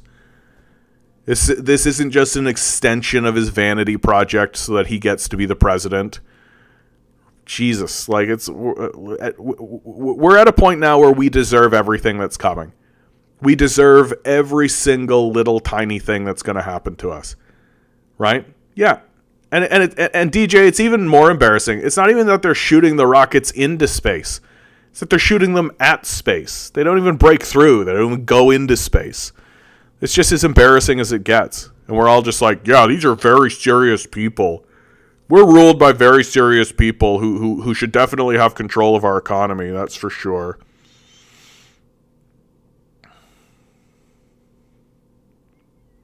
Rockets don't put out much pollution. Yeah, they do. But we're not serious. Like, we would be doing anything. Like, literally, we would be doing anything. Right? Like, there's an infinite amount of good ideas. You know what my idea is? Stop polluting. There's my idea. Stop polluting. Literally go to the people who are doing the polluting. Right? We know who they are. Like, go to the people who are doing the polluting and say, stop polluting. And if you don't stop, we put you in jail and impoverish you completely. No assets, no money, no wealth, no freedom, no nothing. Stop polluting. Go to jail. And if you're not interested in that, sell your assets. Like, rockets don't because launches are rare compared to, bro, like, the amount of pollution that a rocket produces is immense. It's enormous how much comes out of a rocket. Like, their rarity is beside the point. Like, they produce so much pollutants. Like, yeah, Nuremberg treatment. And until I see that, we're not serious. Like, and we never will be. We never will be serious. Like, this is, like, we are ruled by genocidal maniacs. We are ruled by genocidal maniacs who are absolutely willing to purge entire populations for their geopolitical goals. You think they give a fuck about climate change? You think they care at all about their own children? They don't. Like, they obviously don't. And I'm so sick and tired of reading these sanitized reports that are like, there's going to be a meeting of the nations. They're going to come together and have a very serious and frank conversation. And that's definitely going to help things out. Absolutely, for sure. Definitely don't surround the halls of power. Definitely don't actually do anything about this, because we're definitely doing something about it. Absolutely, for sure. We're having big, serious conversations. Look, the Joe Biden administration threw a penny at it. He picked a penny off the bottom of his shoe and he threw it in the direction. right? Instead of having like a gigantic, overwhelming, like major, but what do you expect? Like the Democrats are in the thrall of these psychopaths just like the Republicans are. It's absolutely.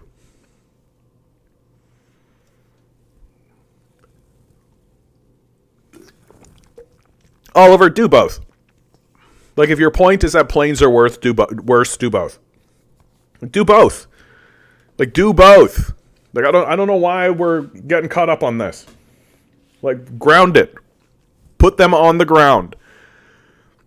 Stop dredging up fossil fuels.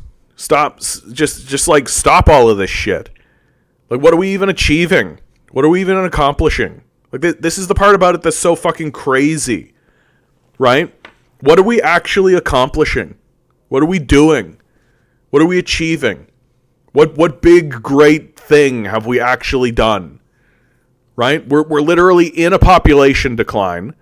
So the whole idea that like this is going to increase the population, like everyone's fucking miserable. Everyone's having a terrible time. Nobody's got any money. Nobody can go out and do anything. Everybody's having an absolute shitty time. And so what are we doing it for? What's the point of it? What's the goal here? But the reality is that capitalists are too stupid to even have a basic plan. That when capitalists sit down and plan, it's how do we commit a genocide as fast as possible? Better commit that genocide as fast as possible. Why? Because genocides are good, as far as we're concerned. Because we like them. That's why we're doing them, obviously. Like, oh, there's oil underneath there. Oh, okay, cool. So there's oil underneath there, so you got to commit a genocide to get at the oil. So why do you need the oil? Well, we need the oil because it sells well. Okay, cool. So who does it sell to? Well, it sells to people who get into cars and go to jobs that they hate that are pointless. That do nothing of value whatsoever. They essentially exist to justify the portfolio of the landlords and the investors that own the buildings that those people work in. Oh, so why don't we just tell those people to stay home, not burn the fossil fuels? Well, look at that will reduce the portfolio, right? The line will go down, and those rich people will really suffer. So we got to make sure that there's people working in those buildings. Well, doing what? Doing nothing. Doesn't matter what they do, because the jobs are pointless. Right? Like, are you beginning to understand? Are you beginning to see how fraudulent this entire system is? Are you beginning to see how exactly without any credibility whatsoever this entire system is? That the entire thing exists for its own rationale, and its rationale literally is money. Money. It's okay to poison the water. It's okay to poison the air. It's okay to destroy the land. It's okay to impoverish the citizenry. It's okay to betray all future generations because line went up. That's literally what we're doing. And it's embarrassing. More than anything. Like I'm beyond, like I'm well past grief. Like I'm well past anger and all of this kind of stuff. I'm well past it. It's just embarrassing to watch a country do this to itself. It's embarrassing watching a people do this to itself. Like, we're dumber than cockroaches. Like, it's just so stupid what we're doing. Like,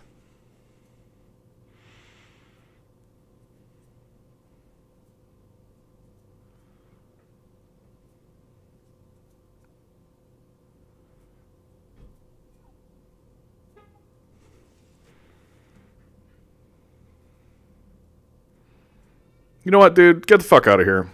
I'm sick of you. I know exactly the type of person you are. You're one of these people that's like, oh, well, technically, fuck off. Get out of here. Bye-bye. Boring and uninteresting. You're the type of person that's going to stand up and defend the death cult. Not interested. Not fucking interested even a tiny little bit. Stop defending the death cult. It is a death cult that is actively attempting to destroy you. And for some reason, you're standing up and pushing up your fucking dumbass glasses and going, well, technically, it's yeah, fuck off. Get out of here. Like, go the fuck away. Goodbye. Like, we need to be building a force that passionately is saying, round these executives up and incarcerate them and forget where they are. And you know what that kind of movement doesn't need? It doesn't need some dweeb talking about like, well, we've got to be prudent and we got to make sure that... No, we don't. No, we fucking don't. You know what we need to do? We need to go to these people's houses. We need to round them up and we need to put them in holes and forget where we put them. That's what we need to be doing. We need to be putting people in positions of power who are saying out loud constantly, these people are psychopaths who are obviously destroying the civilization for their own prestige and wealth and power, and we should take all of their assets away from them and put them in jail. And if some little nerd is going to go, well, that little nerd should be ejected from the party. Purged. Goodbye. Fuck off.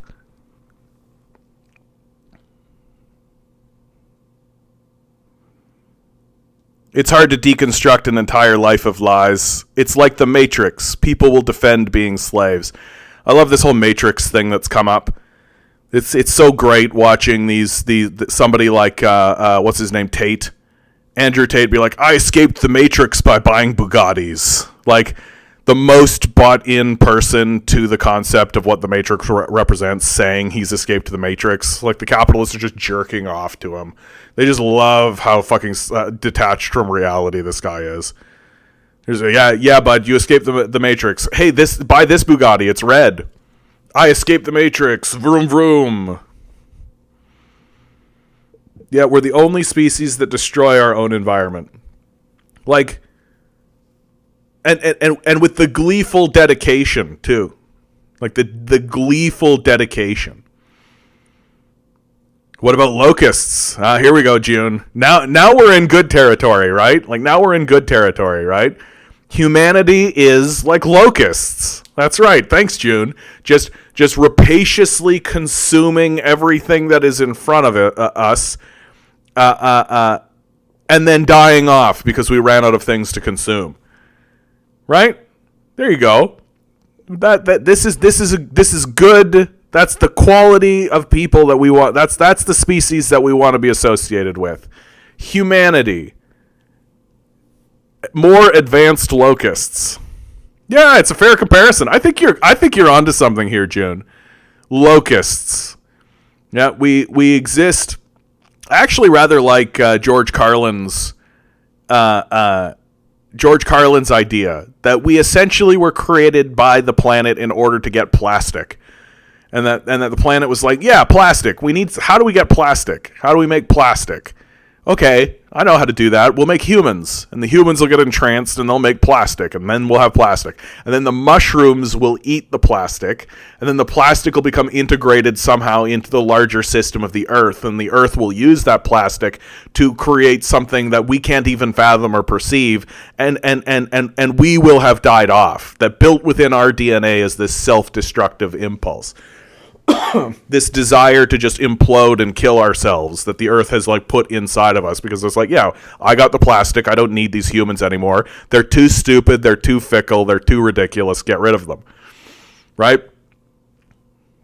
And the whole time that's happening, we're going to be like, we're the greatest species that has ever lived in the world. We're so intelligent and smart.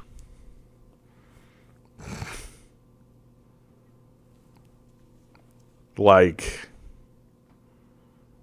dude, we are going to hit a brick wall, like, in a way that is going to be just absolutely amazing.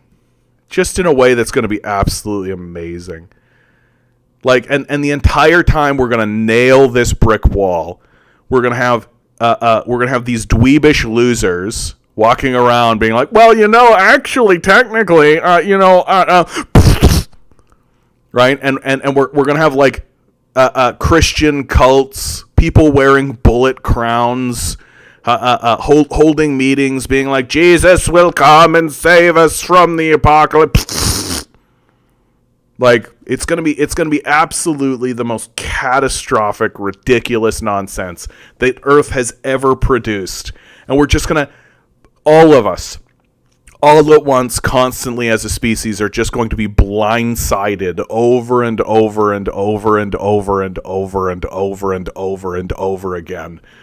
Because we're just too fucking stupid to stop for a second and be like, hold on a second, wait a minute, time out. Maybe we should do something called planning. Maybe we should plan. Maybe we should think about what's going on, actually create a plan, and then execute that plan. What are you, a communist? Well, that sounds like some commie shit right there. Free market, free invisible hand of the free market's the only way to organize a society. It's the capitalism's the greatest system that ever worked. It's proofs in the pudding. I get to wake up and go to a job that I hate in a vehicle that pollutes the environment every single day, and it's the greatest system that ever existed. I'm a free person, and absolutely, this is freedom, 100%. Marvel movies, greatest movies ever made. Greatest culture ever. Amazing. What? Maybe we are part of a larger plan. Maybe all the oil we extract will be beneficial for the core of the earth. I mean, maybe. Or maybe we'll fucking die. Like, maybe we are just like a first attempt by the universe to be like, hey, let's create a species that's actually capable of more advanced, intelligent thought. Let's do that. And so here we are, first attempt. Abject failure. Like total dead end, absolute failure. Right? Hitting the brick wall, just as hard as possible, hitting that brick wall. And perhaps the Earth will be like, oh, okay, so that was a failure. Let's try again. Right? Because the Earth is going to be fine, right? Like the Earth is fine. It's not going to suddenly cease producing life.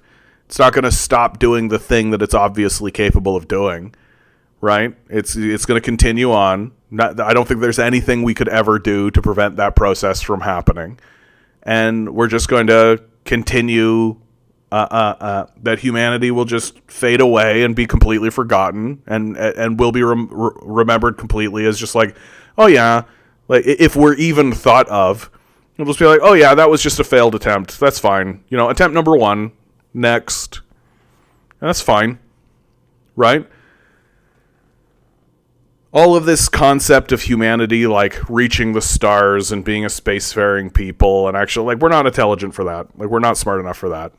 Like, if we were intelligent, if we were capable of basic intelligence, the very first thing that we would always be talking about constantly is how we are randomly generated life forms, and how we just sort of exist in a place that we don't know anything about.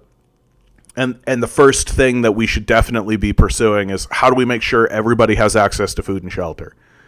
How do we make sure that everyone has like the basic necessities for life, right? And if we were actually intelligent, we would look at a system that was withholding resources from people and saying, hey, these people don't have access to food and shelter, and we'd be saying, well, then that means that we need to change this system somehow.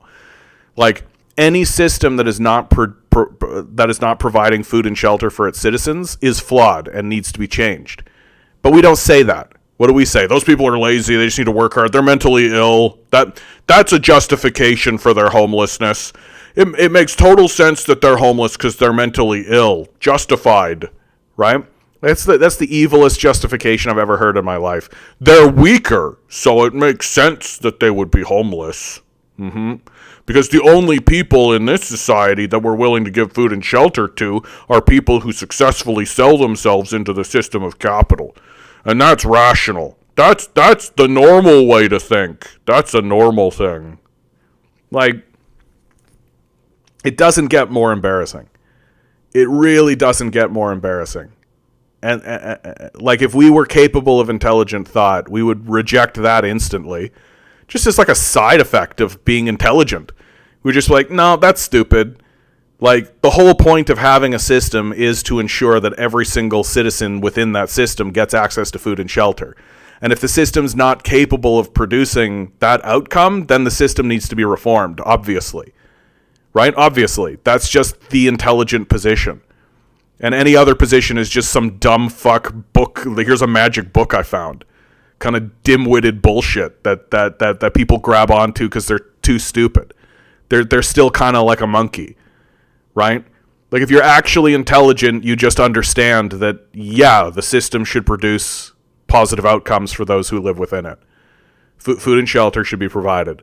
And people should put in the labor that they have to put in, right? So you got to make sure that you're producing enough food. But these systems are mainly automated, right? Like, we have combines. We've got big automatic tractors. We've got huge facilities. We've got all of this stuff. There's no reason for it to be organized in such a way so that 30% of the population is working 80 hours a week and everybody else is just poor and living in the streets. It doesn't make any fucking sense, right? But we're too stupid, and we like it. We like how stupid we are. We enjoy it. We venerate it. We think stupidity is good, right? And it's just never going to stop. It's just not going to stop. And the whole thing is just going to fracture and break apart because it can't sustain itself. And we're going to watch that happen. Within my lifetime, for sure, the United States balkanizes. Like, without a doubt. Like, without a doubt. Like, I am going to be 60 or 70, right? And states are just going to be breaking off. Because, like, you can't sustain this. It's not a real thing that you can do. And you're going to see enormous fascist organizations. You're already seeing enormous fascist organizations coming out of all this. Right? You're already seeing Cop City get built. You're already seeing this kind of stuff get built. And, like, it's just going to go completely crazy and completely nuts, and we're all just going to watch it happen.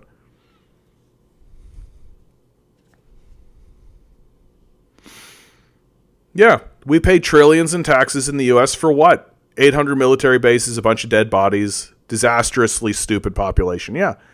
We would be better off, for real. We would be better off as a people if we all just wandered into fields and stared at the sky. That if we turned off all of our devices and turned off all of our machines and certainly stopped driving these stupid cars around and grounded all the airplanes and put all our toys in the toy box. Right? Take all of our toys and put them in the toy box and just walked into fields and walked into beaches and then just laid down and stared at the sky. We would be way better off for it. We would consume less fossil fuel. We would be less wasteful. We would stop pursuing nonsense, stuff that is irrelevant and does not matter. And it's just we're caught up in this idea that we've got to play with toys. We love playing with toys. And that's the true, like, ridiculous, childish nature of our society, is that we're playing with toys to death. We're literally going to drive ski-doos to death. Like, it's so fucking stupid. Like, it's so fucking stupid. And we love it. We love being morons. We love acting like morons. We love saying moronic stuff.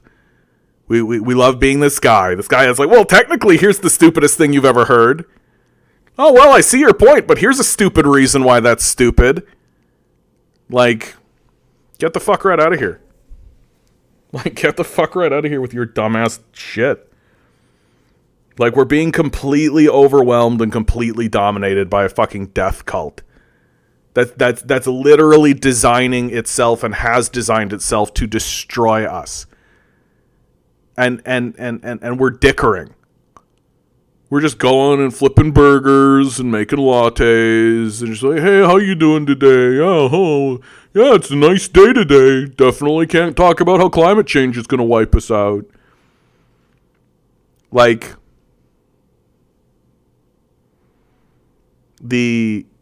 yeah, but look, we're not exploring the planet and finding new things. We're not. Right? There are people out there who pander and pretend like they want to or pretend like they're going to, but they're not. Right? Like, that's not a real thing. That there might be a section of the society and a section of humanity that's interested in doing that. But if they actually get anywhere and do anything, what does the death cult do? They invade it and they blow it up. Because that's what the death cult does. Like, it's wild. It's wild. And it's just wild that we just keep doing it. We just keep going along with it. Like, I think the craziest development that has actually happened in our society is that there's no such thing as a safe subject anymore. There's no such thing as a safe subject. You can't even talk about the weather anymore. You're not even allowed to be like, oh, wow, it's a nice day out. Because we all know why it's a nice day out. Yeah, it's the hottest day on record. Yeah, it beat last year's record of heat on this day. Right? I can't imagine why that's happening. Like, we live in this absolute state of total duress, and nobody's allowed to talk about it seriously. And if you do talk about it, there's always some dim-witted moron that tries to convince you that, oh, things aren't so bad. Yeah, they fucking are. Like, yeah, they fucking are. And the reason why you're trying to convince, well, things aren't so bad, is so that you can just keep driving your stupid car to the job that you hate to do the task that's pointless, so that you justify someone's fucking portfolio somewhere so their line goes up. Like, it's just fucking ridiculous. Like, this society has no credibility. Its defenders have no credibility. And the fact that we are forced to participate in it is just an absurdism in and of itself. Because that's what it is. Like, we're forced to participate in it. If this was an actual free system, if this was a real free market, no one would participate in this. We would all walk out into fields. And we would all go talk to our neighbors. And we definitely would stop going to these shitty jobs for no reason. Doing nothing that matters at all. Even a little. Like, these jobs are pointless. Like, literally the jobs that actually are meaningful are growing food, distributing food. And, like, cleaning up the place. So it takes, like, what? 10% of the society to do this? Right? And we could distribute that labor throughout the entire society and make sure it all happens. But most of our jobs are literally shuffle papers for financiers. That's what most of the jobs actually are. Well, we got to make sure we do the trade negotiation with the person at that level to make sure that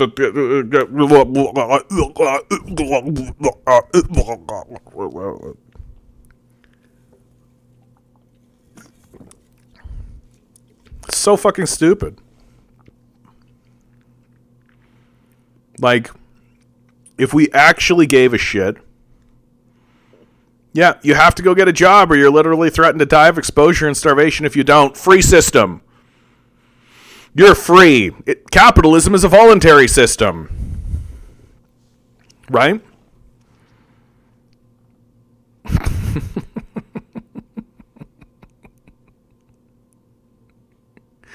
Like, that's how you know we're desperately stupid. Like, that's how you know we're desperately stupid. That anyone can look at this system and say out loud in seriousness, capitalism is a voluntary system. Womp, womp, womp, womp. Like, libertarians have got to be the dumbest people that have ever existed on the planet. Like, has there ever been a group of people who have been dumber than these guys? Just a bunch of silver spoon babies trying to justify their wealth.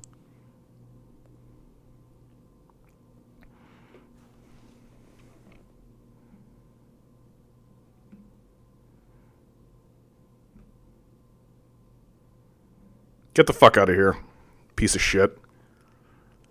I work to help people every single fucking day. Fuck off, you piece of goddamn shit. How dare you say that to me? How fucking dare you say that to me? I've worked my ass off to get into a position so that the labor that I do actually benefits people. That every single time they see me, they walk away better. You don't know the first fucking thing about what you're talking about. You don't know anything about me. Fuck off, you loser. You fucking piece of shit apologist. Fuck off. Yeah, I'm in a bad mood today. I've got no more patience for these people. For these fucking total losers. Like, these fucking total losers that just want to gluck, gluck, gluck on the cock of capital. That are just really, really looking to just suck a capitalist's cock. Boy, am I out of I'm done with these people. Fuck off. You fucking simp. You total fucking loser. Just go find a capitalist cock and suck it, man. Just prostitute yourself as hard as you possibly can. Go do the pointless shit that you do every single day. Drive to the job that you hate to do the task that's pointless. Gluck, gluck, gluck, gluck, gluck, gluck, gluck, gluck, gluck. Jeez, the fucking wheeze with these losers. The stupidest thing that a person can do is say stuff like this. Right? Go ahead and say something to someone directly without knowing the first... Like, you don't even know my last name. You probably don't even know my first name. And yet you're going to say stuff like that. Prove to me that you're a dumbass as fast as you possibly can. Like, prove to me that I should just flush your opinion right down the drain and listen to nothing that you're going to say from now on. There you go. You did it. Congratulations. Hopefully that's the lesson for you. Don't say dumb fuck things. You dumb fuck. Don't remind me there's a libertarian threatening to become the next president of my country on Sunday. That's the end of your country, dude. Like, sorry. Like, I can respect and understand why, like, a single person would stand up and say the things that libertarians say. But any rational, sane society would be like, what? And they would just beat the shit out of that guy. Right? They would make fun of him for that dumbass stuff. Right? You just, like, flush him right down the toilet and basically be like, yeah, we're not giving you any support ever for any reason. But for a guy to gain in power and actually become, like, the leader of the country as a libertarian, it's over. Like, your country's done. You're just lazy. You could be successful. You just need the knowledge, the foresight, the good decision-making to choose the richest parents at birth. Yeah, exactly. Ranger, what country are we talking about here, Ranger? If you don't need to share that information if you don't want to, but like Argentina, oh yeah, where Hitler escaped to. Lots of pro-Nazi shit happened in Argentina after the war.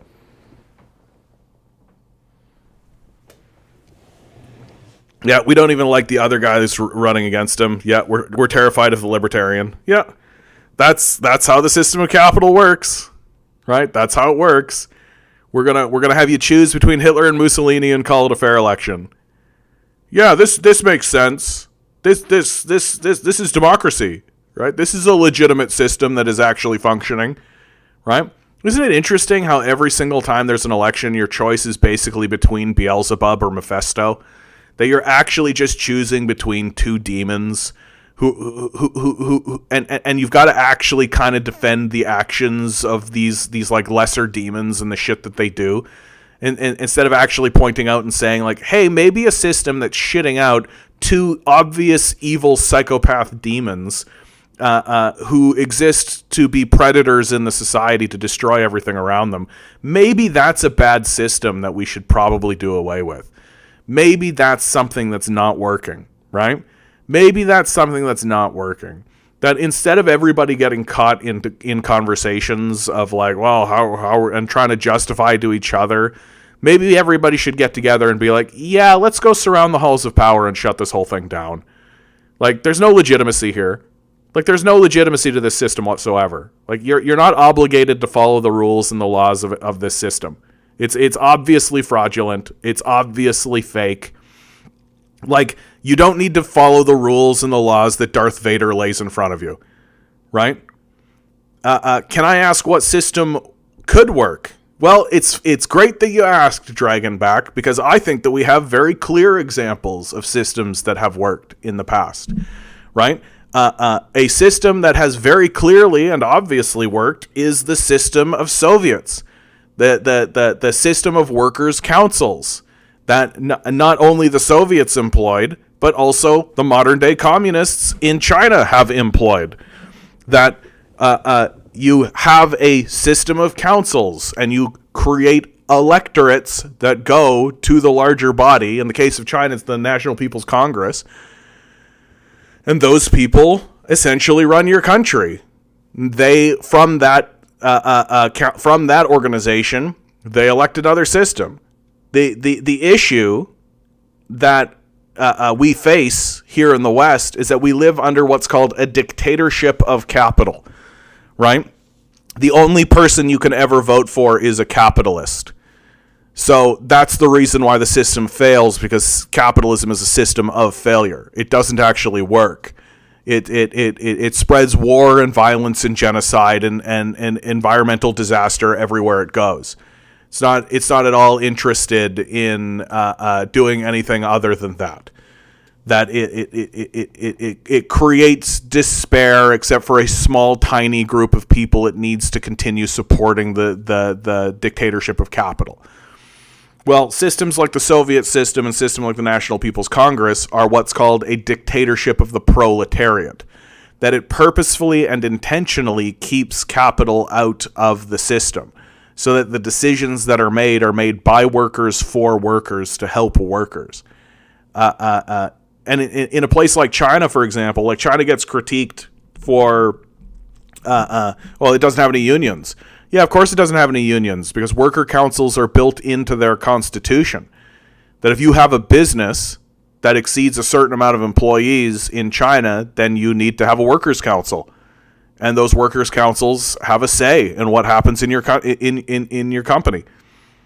Like this whole myth, this whole idea that China is a dictatorship, right? That China is a dictatorship, and that Russia was Stalin was a dictator. It's childish. Like, it's childish. Communism fails in most part of the world because it allowed for easy corruption. No, that is actually not right. Like, that's not actually correct.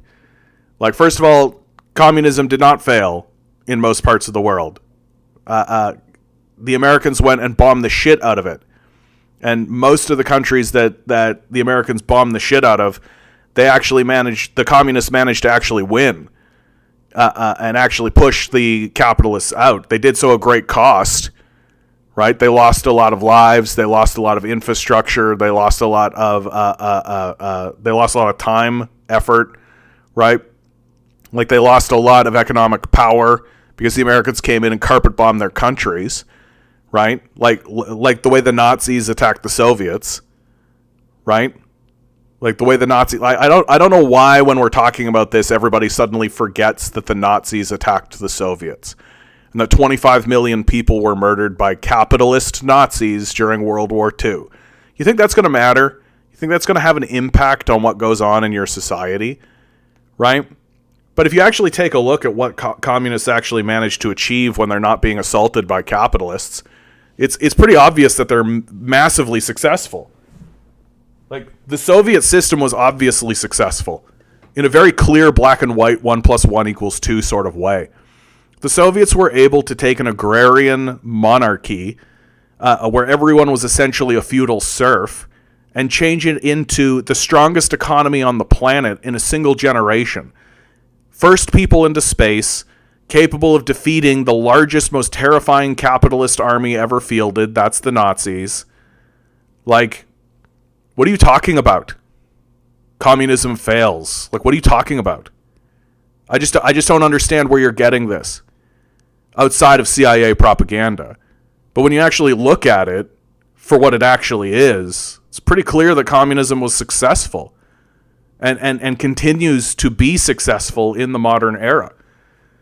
That once you cut through the bullshit and cut through the dumb propaganda and stop believing the liars that lie constantly, Right? This is my favorite part about this whole communism never works thing. Well, says who? Well, says the liars that constantly lie about everything. Right? Holding up little baggies and being weapons of mass destruction. Like, oh, okay. So the liars that constantly lie and tell you to your face that their job is to lie to you about everything say of their primary antagonist, yeah, communism never works. Oh, okay. Well, can you show me any evidence? No, trust me, bro. Oh, so no. And then when you actually go and you look at evidence, things that were said, economic reports, the situation as it exists, you find out pretty quickly that, oh, the liars that lie are lying. And they're just lying. So stop believing lying liars that lie. And start actually looking into anything. And actually saying, like, wait, did communism fail? How? When? Under what circumstances? At what time? Because if you take a look at the Chinese Communist Party as it stands right now, it looks like it's doing pretty fucking goddamn good. Then why did every country that had a communist government, the first chance they had, get rid of it? What are you talking about? What are you talking about? What country? When? Where? What time? What are you talking about? Most of Eastern Europe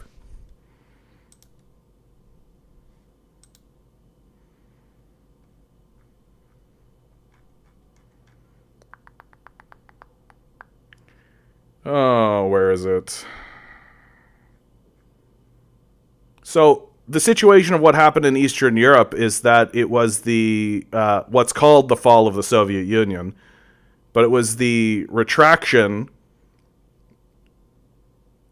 It was the retraction of the Soviet Union out of the Eastern Bloc to create a neutral zone between them and NATO. And this is the opinion of all of those countries now. Like, many of them, including Ukraine, want to go back to communism. The countries that don't, like Poland, for example, even though Poland's got 47%, right, are highly fascist, with many collaborators during World War II. Like, what happened in Ukraine after the fall of the Soviet Union is actually a fucking tragedy. That it experienced an economic collapse, like a return of, like, child prostitution and shit like that. Like, the most of these countries want a return of communism. Yeah, the Warsaw Pact was dissolved. Like, what you're getting into now is the concept that Russia didn't want to be attacked by Nazis again. Like, this is something the West does not discuss, and it's infected the discourse in a way that's really, really bad. Like, you are existing completely and entirely in a vacuum of thought, where events didn't happen, where we can just live in amnesia land. The Nazis never attacked the Russians. 25 million people never died. Stalingrad was not burnt to the ground. There wasn't a huge, enormous capitalist assault on Russia. There wasn't a post-World War II threat against Russia. The bombing of Nagasaki and Hiroshima didn't happen. None of these world events matter. That everything that occurred was because communism naturally fails. And we don't need to discuss anything within the confines of reality or do any evidence-based or historical-based thinking. Like, obviously the Soviets post-World War II were thinking, how do we avoid being assaulted by Nazis again? How do we make it so that the European countries will never come together? Of course, it's about human nature in your opinion, because your opinion is uninformed. So you're grasping at straws, trying to find dumb reasons for why you think the way you think. Right? Like, if you don't know anything, you've got to find a reason. And so you can just say human nature, because human nature operates in this completely evil, demonic, negative way, because you've lived in a capitalist hellscape and a capitalist death cult your entire life. And the very concept that you might live in a country where the leaders of the country are actually trying to help its own citizens is so foreign to you that you consider that human nature. And you have no other rationale that you can grab onto because you don't know anything about the situation. You refuse to listen to people who do. Like, either listen or don't. Like, Post-World War II, the communists, the Soviets, were desperately interested in how to not be invaded by Nazis again. And the strategy that they came up with was appeasement. That they dissolved the Warsaw Pact, that they dissolved the Soviet Union, that they began a process of appeasement so that the Nazis would not rise up again and attack them and murder 25 million of their citizens again. I don't know why that doesn't count. I don't know why that doesn't play. I don't know why the murder of 25 million people is just like, dude, that didn't matter. Nope, not a fact. Doesn't penetrate. 25 million people died, so what? Oh well, what are you going to do? Almost the entire population of Canada. Doopy-doo, dorpy-door, doesn't matter, no impact, that doesn't leave a scar, doesn't leave a mark, just bounces off your thick-ass skull. Like, the Soviets were heavily invested and heavily interested in the idea of preventing another Nazi catastrophe. They watched NATO form. NATO formed, including Germany, the place where the Nazis came from. Many of the Nazis became NATO, sat on NATO council positions and were rehabilitated and joined NATO. The Russians watched NATO say to former Nazis, "You're cool, come on board, Nazis." So the Russians move forward with an opinion saying, if the reason why we're being attacked by Nazis and seeing 25 million people die is because of this communist rhetoric that is antagonizing them, then let's stop that and let's focus on a system of appeasement. Let's appease the Nazis. Let's try to make sure the Nazis are never going to attack us ever again. Right? Let's not antagonize the Nazis, the capitalist Nazis. Like, I love this idea that, like, communism fails every time it's tried, unlike Nazism, which capitalism routinely spits out. That's cool, normal, totally fine. Oh, and we're going to pretend as though that doesn't actually play whatsoever, and the communists are not constantly concerned about that. Like, this mythical fucking narrative, this ridiculous, childish narrative that people live within, where the absolute dramatic assaults, the enormous full-scale tanks, nuclear bombardments, burning down of cities, massacring of millions of people, women and children, just doesn't matter. Stunning that you would walk into the arena and pretend as though history didn't happen at all, and that it doesn't have any effect on what the people who are victimized by that are doing. It's astounding to watch. Shocking. And then you turn around and say, guess it's just human nature, as a way to wash your hands of the obvious, overt, brutal, psychopathic crimes of capitalists, who then the communists turn around and say, please do not assault us again, and begin to pursue a pattern and a goal of appeasement in order to not be attacked again.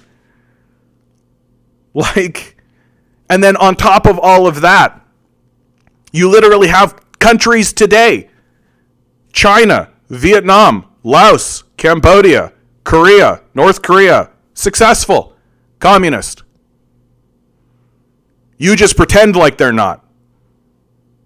And then you'll say something absolutely dim-witted, like, well, that's not true communism, as if you know what that is. Or, oh, well, that's just because capitalism, as if you know. While you simultaneously deny the existence of the attack against Russia. Just pretend like it didn't happen. Just pretend like NATO didn't come together. Just pretend like the Russians didn't watch their primary antagonist that murdered 25 million of them form up ranks and actually try to destroy them.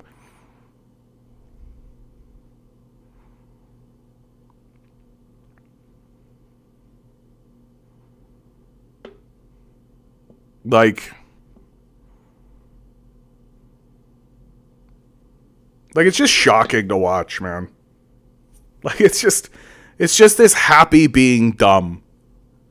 Like, I'm going to believe lying liars who constantly lie and do nothing but lie and tell the largest, most egregious lies that any nation can tell of another nation, and I'm just going to believe them. Then I'm going to completely ignore all of world history. I'm going to ignore all of the evidence and all of the facts. I'm certainly not going to think about the situation from the position of the victims. And then finally I'm going to land on it must be communism's fault.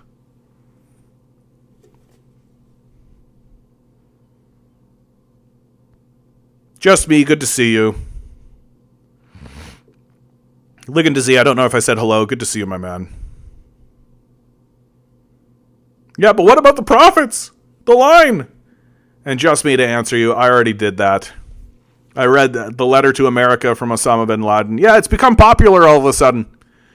All of a sudden I'm reading articles and seeing it's Gen Z. Gen Z was just like, wait a minute. Hold on a second. This Osama Bin Laden guy.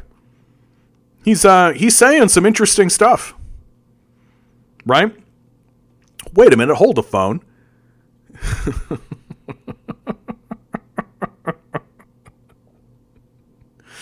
I was reading letters from Osama Bin Laden before it was cool, kids. Before it was cool.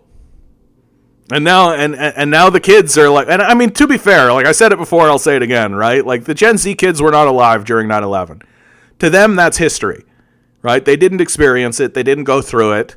They didn't get caught up in the hysteria of it. They didn't experience it, right? That they all just kind of heard about it in retrospect. And then one of them at some point manages to be like, hey, wait a minute. This Osama Bin Laden guy, who's supposedly the villain of this piece, he actually wrote a letter to the American people. You should read what it says. And you read it and you're just like, well, this is perfectly sensible. Right? That we have been attacking the Middle East. It's the longest war in American history as far as the people from the Middle East are concerned. It's the most costly as far as the people from the Middle East are concerned. Right? Gen Z is going to rock Gaddafi t-shirts instead of Che. I hope so. I should make those shirts. I should make some Gaddafi shirts. Gaddafi was baller.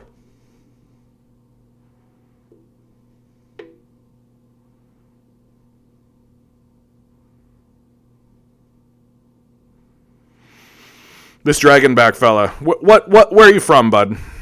Like you're saying that you're in like a former Soviet. What country?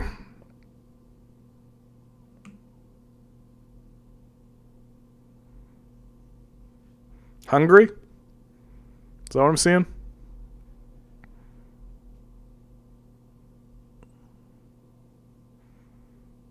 Hungarian. All right. You guys should probably stop voting for fascists, but that's fine. Oops, Zilla, good to see you. Like, that's a bit flippant. I don't know that Orban is, like, a fascist, but he's definitely, like... Yeah, Hungary was Soviet in, like, 1919. Look, and like many of these... Like, I don't call myself a post-communist, right? Like, I don't care about post-communism. I can tell you why communism was abandoned as a project, right? But I don't support post-communism. I'm not sitting here as a post-communist saying that, yeah, things were so great after communism ended. Like, what and why did communism end? Like, what's the rationale behind communism ending and this section of what's called Eastern Europe being retracted and Russia pulling back to this line, right? And it's because you have fucking Nazis who are literally forming up a Nazi state. NATO, as far as the Russians are concerned, is a deeply threatening organization. And so the Russians create a policy of appeasement. After Stalin dies, they begin thinking to themselves, how do we work with the Europeans? How do we actually work with them, as opposed to constantly having this rhetoric of antagonism, right? Like, the rhetoric of antagonism was real in the Soviet Union. Like, the whole communism will defeat capitalism, and there's going to be this great reckoning and all this kind of stuff. Like, that's real. And what was the result of it? World War II, right? So how do you avoid that, What would be a good way to avoid that? Appeasement. Simply say we're no longer going to pursue that. We're going to try integration. We're going to try to get in on this. We're going to say of these countries, the Eastern Bloc, right? We're going to release them from the Union. We're going to dissolve the Soviet Union even, right? We're going to focus on integration in the international monetary system. And interestingly, for a little while, it looked like that might happen. It looked like that might actually happen. That it wasn't until the Ukrainian war that it was finally like line in the sand that it's not going to happen. And there are moments beforehand, of course, that were souring the relations. But like when Putin first arose to power, there was this sort of general understanding that he was going to be part of the international community, what's called the international community. And he was joining the G8, right? What's now the G7 because Russia pulled out, right? So the G8. He was part of the IMF system. He was part of all of this stuff, the Western system, right? Because the Russian ambition post-World War II was to stop being invaded by Nazis, to integrate, right? If you can't beat them, join them, even though they did beat them at great cost. And it just didn't work. And it didn't work for the obvious reason. These guys are Nazis. Like they're detached psychopaths who are actively working to destroy the planet. And when NATO finally dissolves, they'll go to war with one another because that's what they do. That's how Europe always has negotiated with itself.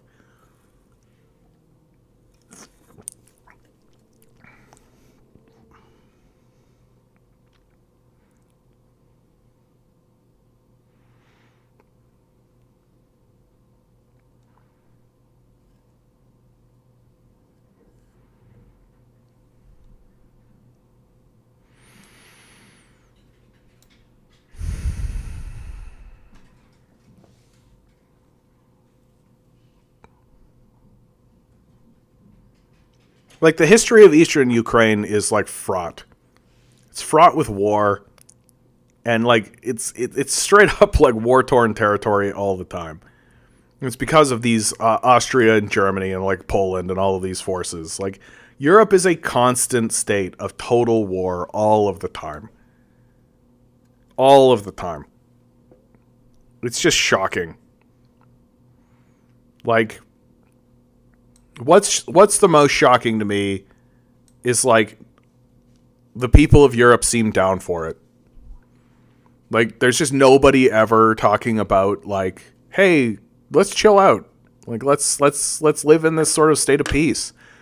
Right? Why are we even having an antagonistic relationship? And the truth is that it's because their economy is based on antagonism. They have colonial economies. Right? That Germany, France, Spain, like Bulgaria, like all these places, they all sat down, Hungary, they all sat down and they talked with one another and they said, how do we get into this place, take it over, colonize it without going to war with each other? And so they came up with a series of agreements, and their economies are still based on all of that. So if you have an economy that's based on colonialism, like, yeah, you're going to be an antagonistic shithead because your lineage is just drenched in this idea that we could just go wherever we want and steal whatever resources we want and it's going to work. And it did for a long time.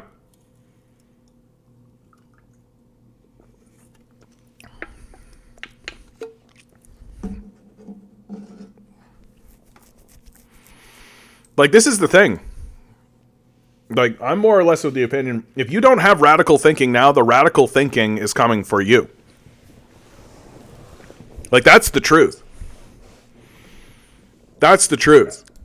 That world affairs are not going to just let you live in this state of centrist neutrality. It's just not going to happen that way. Like, what is happening in the world is going to be extraordinarily radical. And the things that we are seeing are extraordinarily radical. The genocide of the Palestinian people is extraordinarily radical. Right? The Ukrainian war was extraordinarily radical.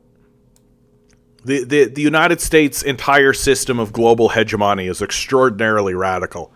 Like it's super villain-esque to stand up in front of the world and say, we control the world. Like, it's something that like Sauron would say. Like, it's madness. And yet we're all just like supposed to go along with it. Well, look, of course communism is not going to be a perfect system, right? Especially as it's just developing, right? Like, the Soviet Union was the very first attempt at it. It was the first try at building an economy and building a society on Marxist principles. Like, of course it's going to encounter hiccups, and of course things are going to go wrong, and of course there's going to be problems, and of course there's going to be analysis, and people are going to be interested in it. You can see the Chinese being very critical of Russia and finding and learning from Russia, learning from the mistakes of the Soviets. You can see that happening.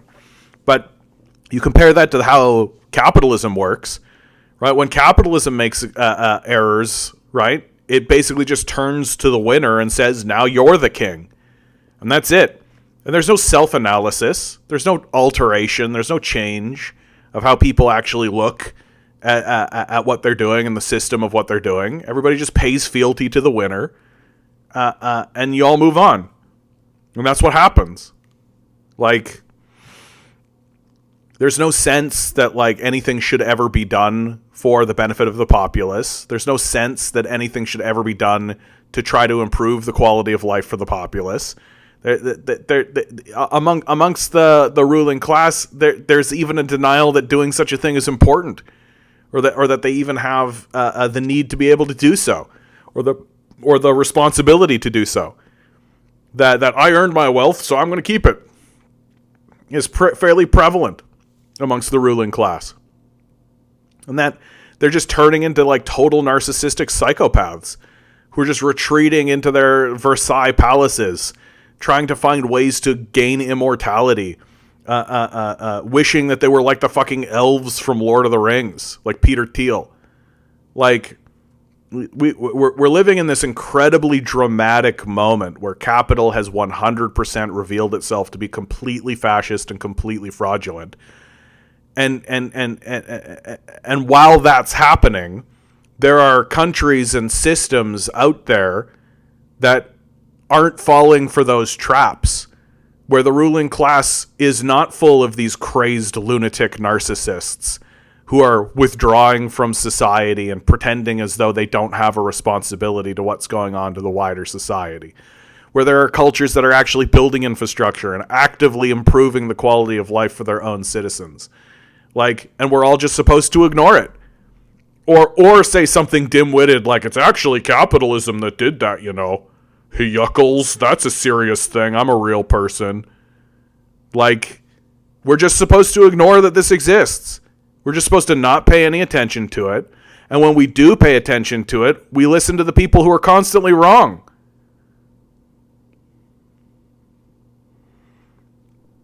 Oh yeah, dragging back, I'm not saying you're wrong, I'm just saying society's not ready to make communism work. That's the most accurate thing I've heard. And I actually agree with you. That I make fun of this society because it's of its unwillingness to work towards projects that work, right?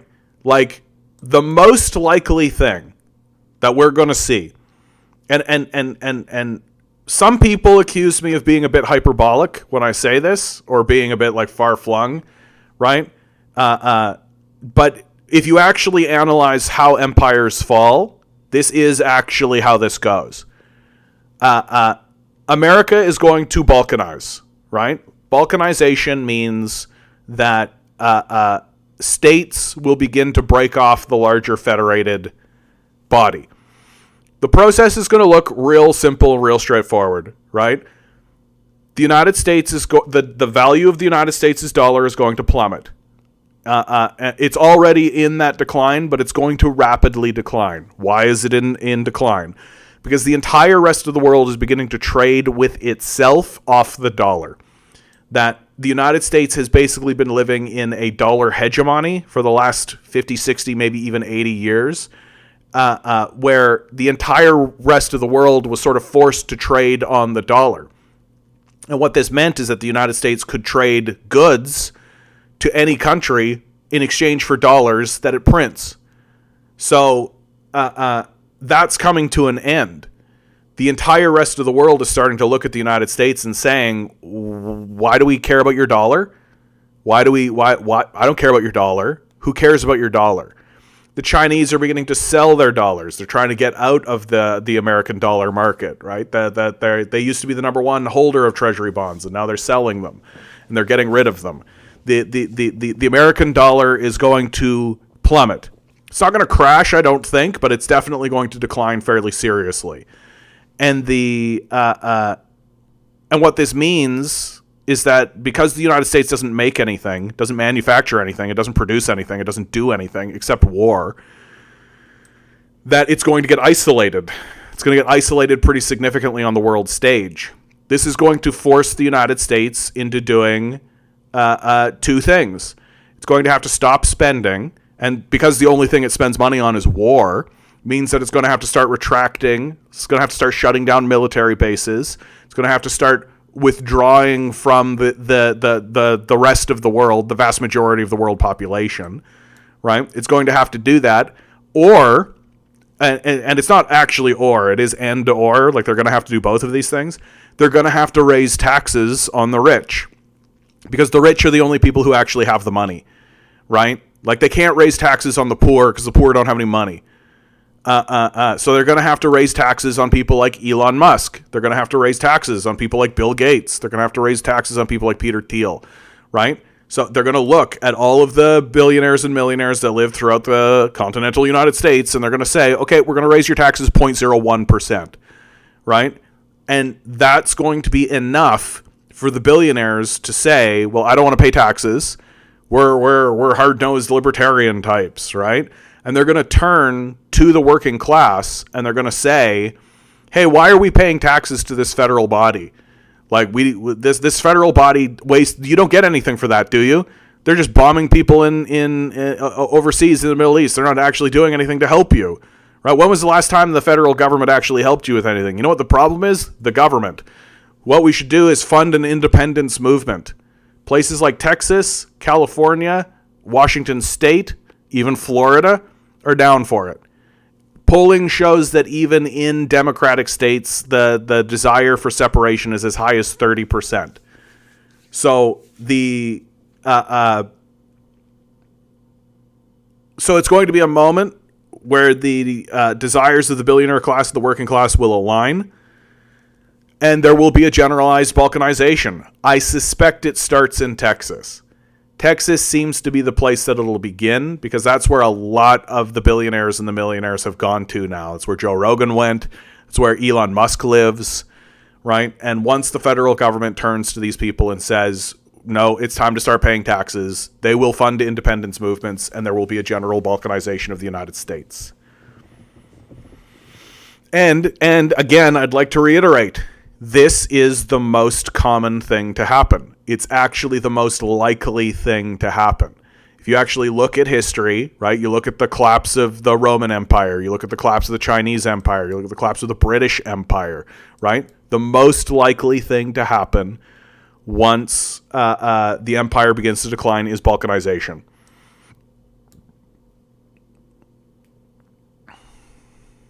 I did not hear about Elon Musk's Nazi shit from yesterday. What should I search up? Ben, tell me what to search on Google and I'll search it, okay? Just give me, like, literally give me the keywords I need. I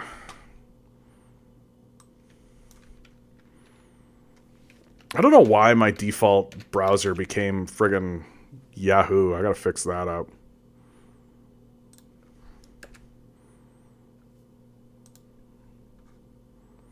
Google.ca can't be reached. What are you talking about? What are you talking about? Google.com.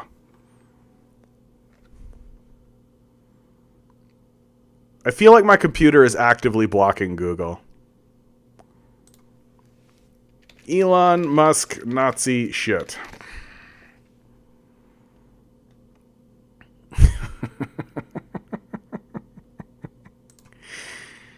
Uh-huh. Uh-huh. Well, they'll leave, but where are they going to go? Right? Where are they going to go?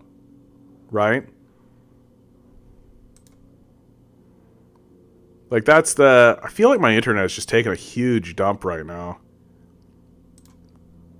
Elon Musk boots anti-Semitic tweet, claims ADL pushes anti-white messaging.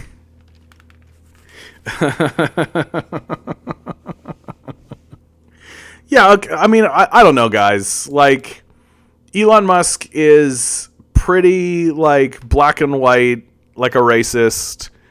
Like, he's a very straightforward... Like, he's from South Africa, right? He's a South African apartheid baby. Like, what are we expecting here?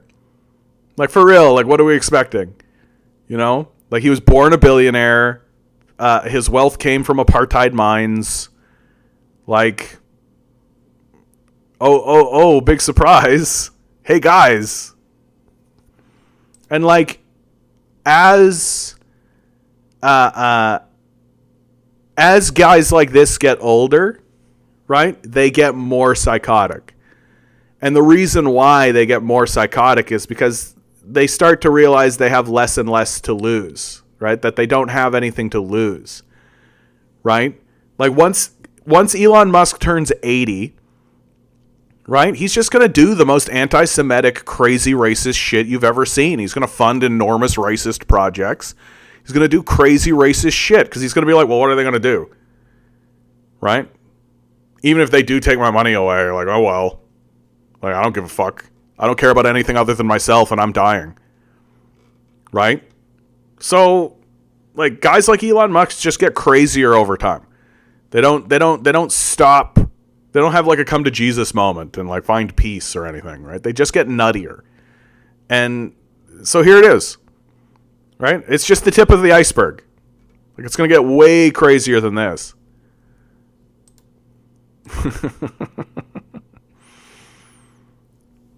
June asks, what do you think of my favorite pedophile streamer, Jabba the Hutt? I mean, Vosh. I think you basically nailed it on the head there, June. Like... Vosh is an FBI informant who was narking on people during the Occupy movement. He's illiterate, stupid, and most importantly, and I think that this is like the most critical thing that I think anybody could say of any streamer, he's extremely boring. Nothing that comes out of his mouth is interesting because it's uninformed and illiterate and stupid. He's not actually an interesting person to listen to have conversations with because he obviously has an agenda, and he isn't actually having conversations with people to learn anything, to inform his populace of anything, to find consensus, right, or to highlight conversation itself. He's obviously doing it to dunk on people, which is childish and annoying and pointless.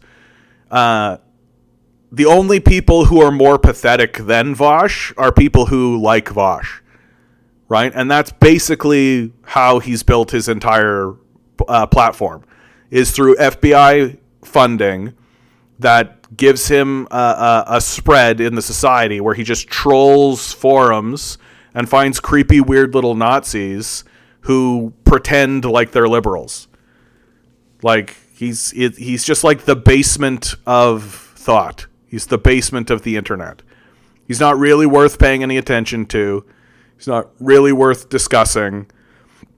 The only reason he's worth even mentioning in any conversation anywhere is as an oddity, as just like a curiosity of why does this guy exist?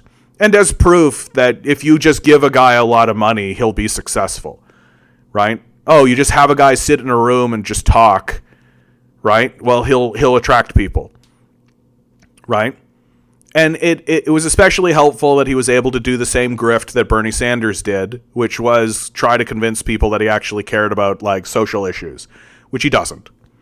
Like, he exists to essentially kill radical movements, to detract, to get people to keep people as illiterate as possible, to ensure people don't read, to venerate and celebrate illiteracy and stupidity, and to ensure that people will never actually pursue actual intellectualism and intellectual thought. That's his role, is to make sure never read the Communist Manifesto, never actually read Das Kapital, never read The State and Revolution, never read What Is to Be Done. Certainly don't read any of Noam Chomsky's stuff even. Don't read Michael Parenti. Don't read any of this stuff because you don't need to, right? You just need to listen to Vaush, right? And Vaush will give you his stupid, dumb, backwards ass talking points. And if you actually talk to him and show him how stupid he is, because he's a very dim-witted, stupid person, he just talks over you. That's his entire strategy, is just talk over you. And then fire off like 5 different points that are so stupid that it takes you forever to refute them. But while you're refuting them, he just talks over you. Right? So he's a child. He's dumb. He's illiterate. And he's uninteresting. And the only people who are stupider than him are the people who actually pay attention to him. Like, if you actually think Vaush is a serious commentator, it's time to grow up.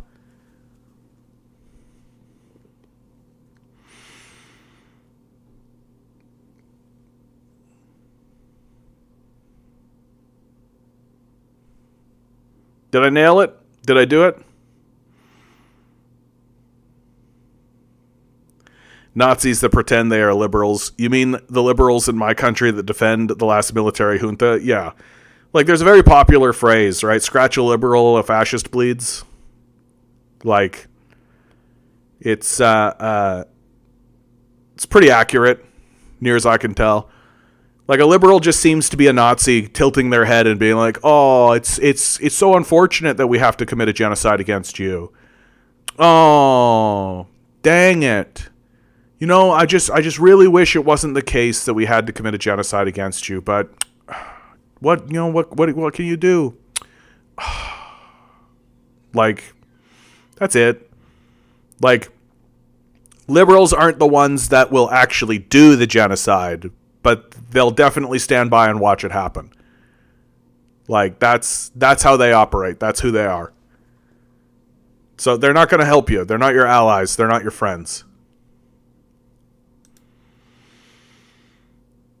This is so, like... Elon Musk is once again facing fervor over one of his ex-Twitter posts. This time, when he agreed with a user's comment that Jews have a hatred against whites. The tweet has put even more attention on ex-Twitter, which Musk owns, and the spread of anti-Semitic posts in the wake of Hamas's terrorist attack on Israel on October 7th. IBM announced that it was suspending advertising on the platform, finding the media matters. I don't know why IBM is announcing that. IBM funded the Nazis during the Holocaust. The reason why the Nazis were able to computerize the Holocaust was because of IBM. I don't know why IBM would be so, anti-Semitism. We've definitely don't have a long history of supporting Holocausts. IBM has a zero tolerance for hate speech and discrimination. We have immediately suspended all advertising on X while we investigate this entirely unacceptable situation, a company spokesperson said in a statement to the Financial Times and other outlets. I mean, I guess if you're trying to convince people that you actually care. A user posted, Jewish communities have been pushing the exact kind of dialectical hatred against whites that they claim to want people to stop using against them. I'm deeply disinterested in giving the tiniest shit now about Western Jewish populations coming to the disturbing realization that those hordes of minorities that support flooding their country don't exactly like them too much. You want truth said to your face? There it is. Musk's reply was, you have said the actual truth. Yeah, that's pretty brutal. That's pretty high-level brutal. Like, we here at the Canadian Commie create a distinction between Zionists and Jews and Israelis. That distinction is very important, and it is how you avoid falling into anti-Semitism. And that the Zionists themselves are actually being anti-Semitic by refusing to acknowledge that distinction exists, and that they say that a Zionist is a Jew.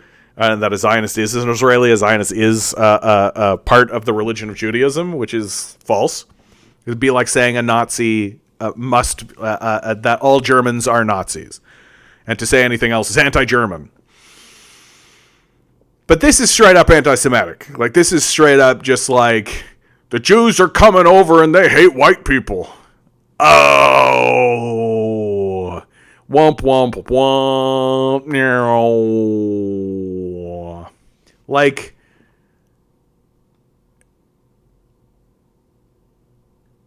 I just wonder what it's going to take for people to realize that, like,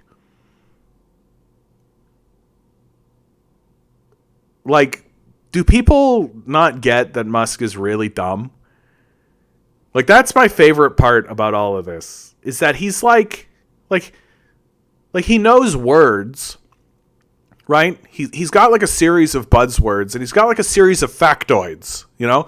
So he can go on like Joe Rogan and be like, well, actually, if we charge up that battery past 80%, then it has a verisimilitude of a downward spiral for the like, so that's kind of thing, right? But he's actually quite stupid. Like, he's not an intelligent person. And he's just cosplaying as one. You know? Like, that's the distinction with him, is that he's just kind of cosplaying as a smart person. But the moment you realize that he's just cosplaying as a smart person, he's actually very stupid. The moment you realize it, you just listen to him and you're like, oh yeah, like he just sounds like a pretentious, stuck-up dumbass. Somebody who's just using big words because they learned some big words and they want to convince you that they're smart, but they don't actually know anything.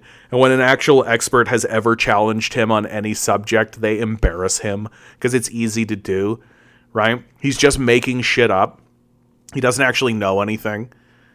And Musk later followed up to try and defend his post, writing, "The ADL unjustly attacks the majority of the West, despite the majority of the West supporting the Jewish people and Israel. This is because they cannot, by their own tenets, criticize the minority group who are their primary threat." And he had previously threatened to sue the ADL. The Anti-Defamation League.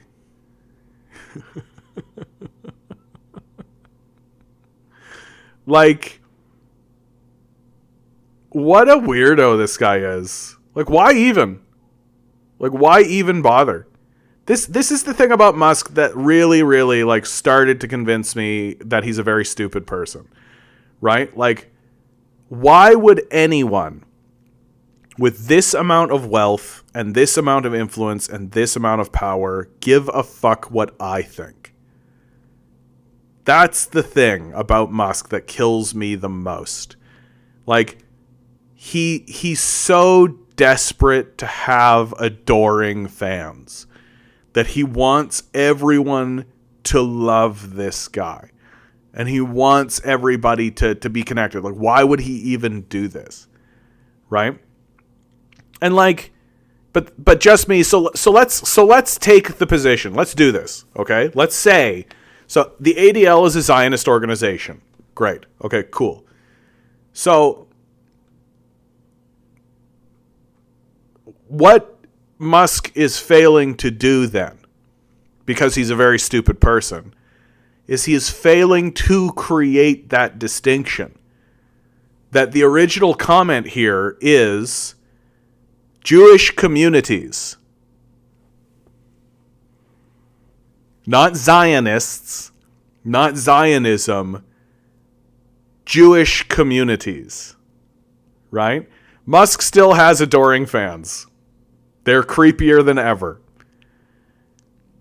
Like, if this guy had said, Zionists have been pushing the exact kind of dialectical hatred against, but like whites, like gotta make it racist, gotta make it racial, right?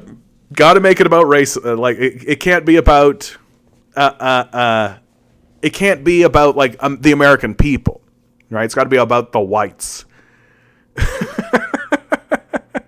You know, like, just everything about this original post is creepy, and for Musk to try to back it off into like, no, I'm against Zionism.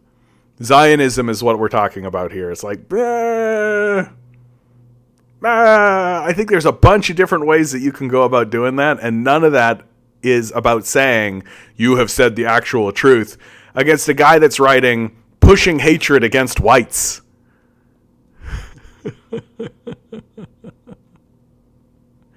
About Western Jewish populations, right? Like, there is a distinction to be made.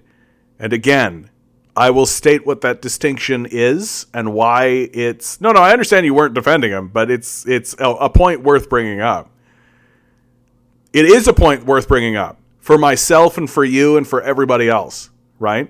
Because we will get accused of being anti-Semitic. People do get accused of being anti-Semitic. And in my view, as long as you are constantly bringing up and saying the reality that we are talking about Zionism, that Zionism as a philosophy and as a system of thought needs to be completely defeated. It is Lou, his entire identity is a dumb distraction. I just think this guy's got like massive daddy issues. That's all. Like, really, like if you want my my absolute bottom, what I think about Elon Musk and why he acts the way he does, I think it's because he's just got massive daddy issues. I think that his dad was probably just like an unfeeling psychopath who like never actually hugged his son and was never actually like, I love you, son, I'm proud of you, right? Like that never happened. His dad was like a slaver during apartheid South Africa. Like, so he probably like sold his emotions to the devil, right? And so Elon Musk is just growing up with this constant sense of like, gotta prove to my dad that I'm worthy of his love. I love you, Dad. Why don't you love me back, Dad? And so everything he does is about trying to get the adoration of people and trying to prove to everyone around him constantly that he's worth it. He is enough. Like, he is worth it, right? And like, really all he needed was when he was like 4 or 6, he just needed his dad to give him a hug and a little kiss on the cheek and just say, I'm proud of you, son, and I love you, and whatever you do in this world will be good. Like, that's really all Elon Musk needed. But now he's just trying to find love and adulation everywhere around all the time. It's like, if 1 million people chant my name, Elon Musk, will my father love me? And the answer is no, Elon. No, your father's not capable of that emotion. Ranger Doomer. Not long ago, I found out that there are even different types of Zionists. There are left-wing Zionists who just want to live peacefully in Israel. There are far-right Zionists, and those kind Netanyahu is part of and advocate for what's going on in Gaza today. Yeah, the trouble with the idea of like a left-wing Zionist, right? It's like, yeah, we just want to live peacefully in Israel after we take it from the Palestinians. You know? Like, the whole concept of Zionism is like predisposes the idea that going in there and taking that land is cool. You know?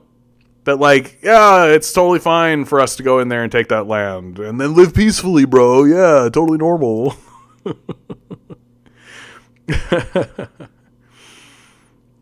Ben says, John, do you still use X? Not really. I still have like an account. I just never update it. Like, I don't know. I actually have always hated Twitter.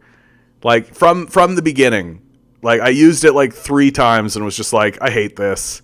This is a terrible way to communicate. It's a terrible way to have any kind of communication at all. I'm gonna type like 140 characters, right? And there's like the way the conversation structure works is annoying. Like it everything feels broken up, and it doesn't actually like facilitate meaningful communication or conversation in a way that is... It's basically what Twitter is it turns everybody into a prince going out onto their balcony and making proclamations. That's what Twitter basically does. that you can get like little interesting tidbits, right? Like something like this comes from Twitter, right? But this is low key going out to his balcony and saying, Jordan Peterson is employed by Ben Shapiro's company, The Daily Wire. The Daily Wire is funded by Cape Technologies, whose CEO is Israeli intelligence Duv Devan, unit veteran Ido Ehrlichman. And then he leaves. And the people look at it, and people go, like, share, like. And if they respond, like, you don't have, like, a back and forth, really. Somebody responds to it. It's just kind of like, so everybody is just, we are all each other's, like, princes, just making declarations. Just big declarative statements at one another constantly. Ben and Candace are going at it. Yeah, I hope so. I hope the right collapses. I hope the whole thing. I mean, two frauds being fraudulent with one another. You know, like it doesn't. It is to each of their benefits to act the way that they are acting. Right? Like Ben Shapiro is a Zionist. Candace Owens is not. Right? And them having a little fight is good for both of them. Whips up both of their bases. Gives both of them credibility. Right? They're never going to actually talk to someone like me. Right? Who thinks they're both frauds.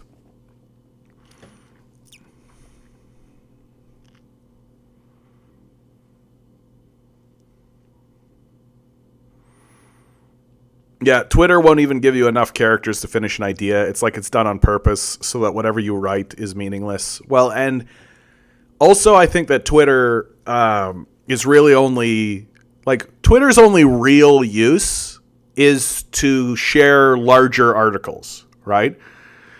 That if you had like a big following of people and you could share an article with them and then they could all go to that article to see the article. But the issue with that is that the populace only respects like CNN. And so you get like an article and you're like, oh, CNN. Okay, great.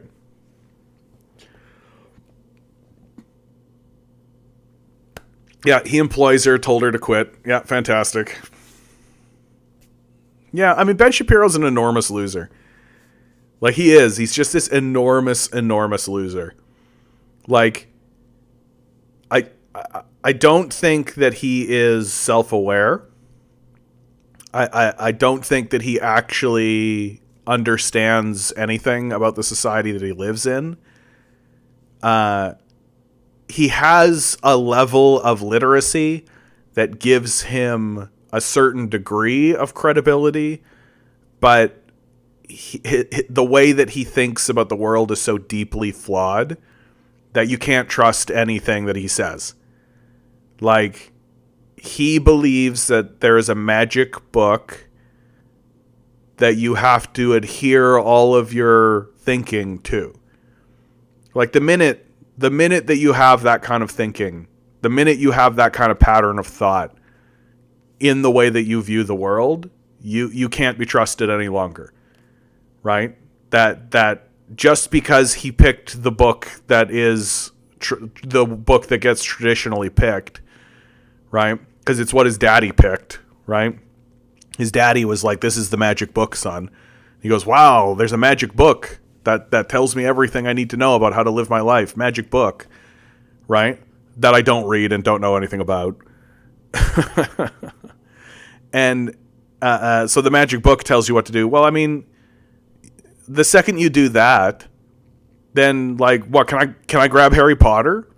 If I grab Harry Potter and I'm just like, the great and powerful Harry Potter, did you know that behind every building there's a wizard society that you can't see, you can never interact with, but they manipulate all the world events. And anything that ever happened, you could just be like, as the wizards wish, right? You could just, like, build an entire philosophy of thought on Harry Potter, right? And just pretend as though Harry Potter is a magical book that is real, right? And you could do the exact same thing that Ben Shapiro does, because that's what Ben Shapiro does. He starts with the premise that the magic book is right, and then he justifies the magic book in reverse, right? He doesn't start by saying, maybe this book needs to actually prove itself and show its validity to us, right? No. The magic book knows all. And so, the magic book says that gay people are bad, so gay people are bad. And here's all the facts. Facts don't care about your feelings. But he starts from a deeply emotional place that says magic is real and that he's got a magic book. Like, you should not trust a person who thinks this way. Just flatly.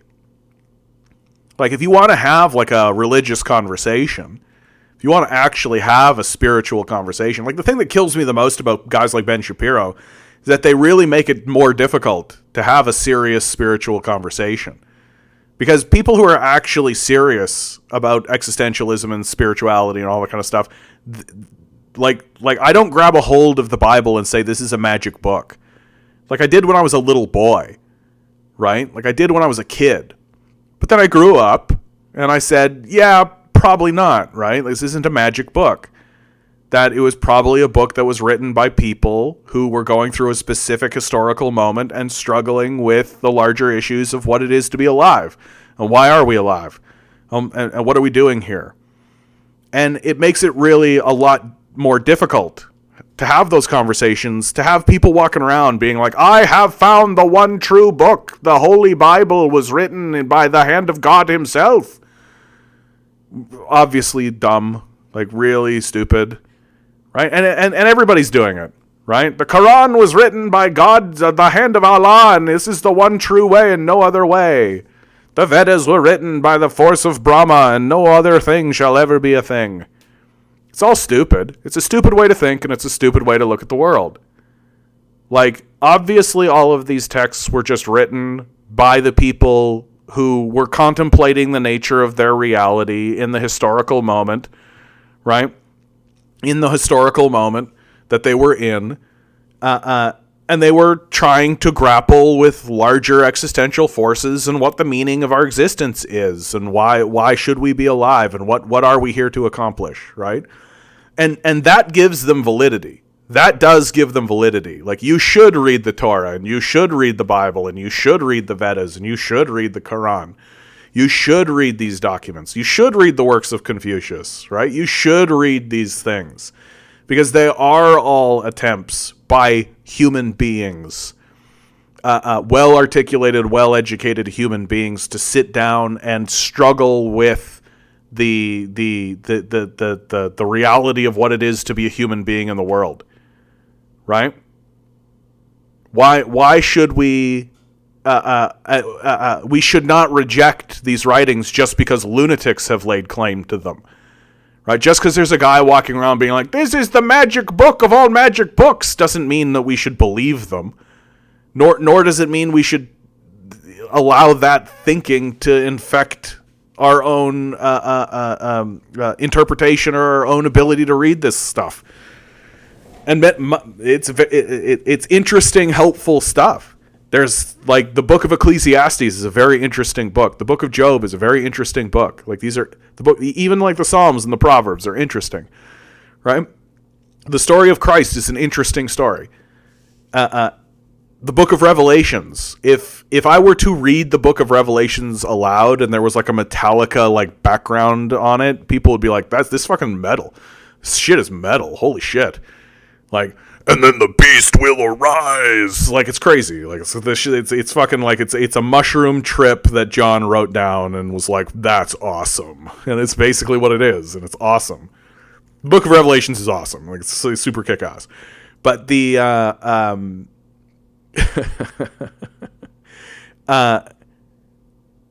so these guys make it really, really hard to have these kind of conversations because you start having those kinds of conversations. And then there's a segment of the population that thinks, oh, here's another magic book guy. Here's a guy that thinks there's a magic book, and I'm going to listen to this magic book shit.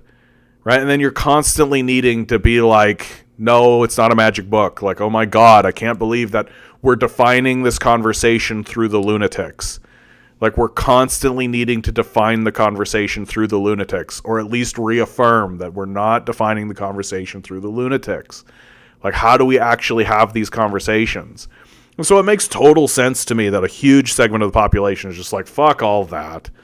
Fuck all that. Boo. You start to talk to me about that, line drawn, cut off, goodbye. And it's a big reason why I think a lot of Westerners have started looking at Eastern philosophies, right? Because they're just like, these guys are obviously lunatics and pedophiles and crazy nonsense garbage, right? But we're still spiritual creatures. We still exist, right? We're still here. What is this? What are we doing? How are we going around? Oh, what did the Buddhists say? Oh, interesting. Well, the Buddhists had an interesting. Oh, that's interesting what the Buddhists were saying, right? And so suddenly now there's a huge influx of like New Age philosophy and New Age thought and Buddhism and Hinduism and all this kind of stuff that comes into the West because we all reject Christianity and we all because Christianity has been co-opted by the lunatics, right? And Judaism has been co-opted by fucking frauds like Ben Shapiro, just a total lunatic, right? Domino, big boy, good to see you. This lad is king, bow down and submit. Well, Domino, I am not God. But I, like you, am an aspect of the Creator. Okay? That's as far as I'm willing to go. People can't you can't accuse me of being arrogant if I say you are also that.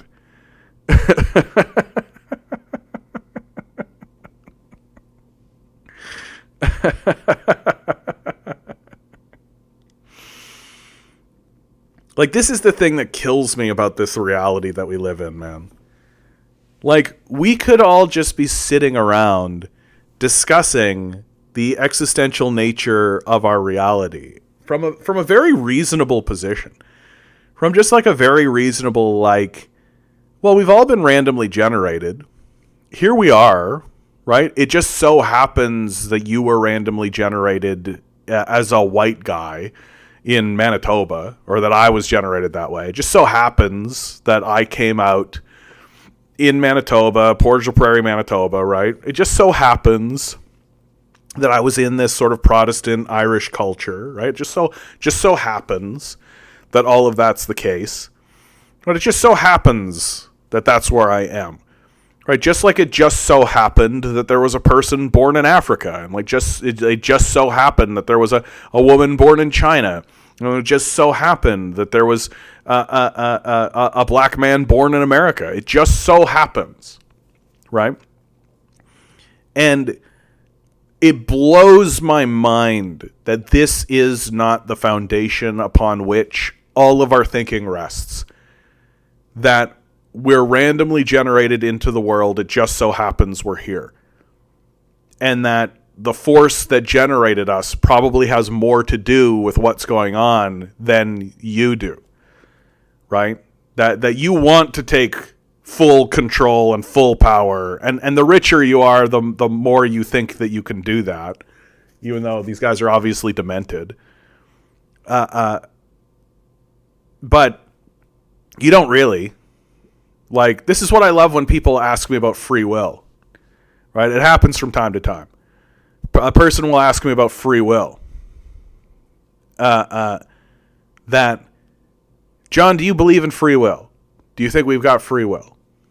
It's like, who cares if you do? Right? Let's say you do. Okay?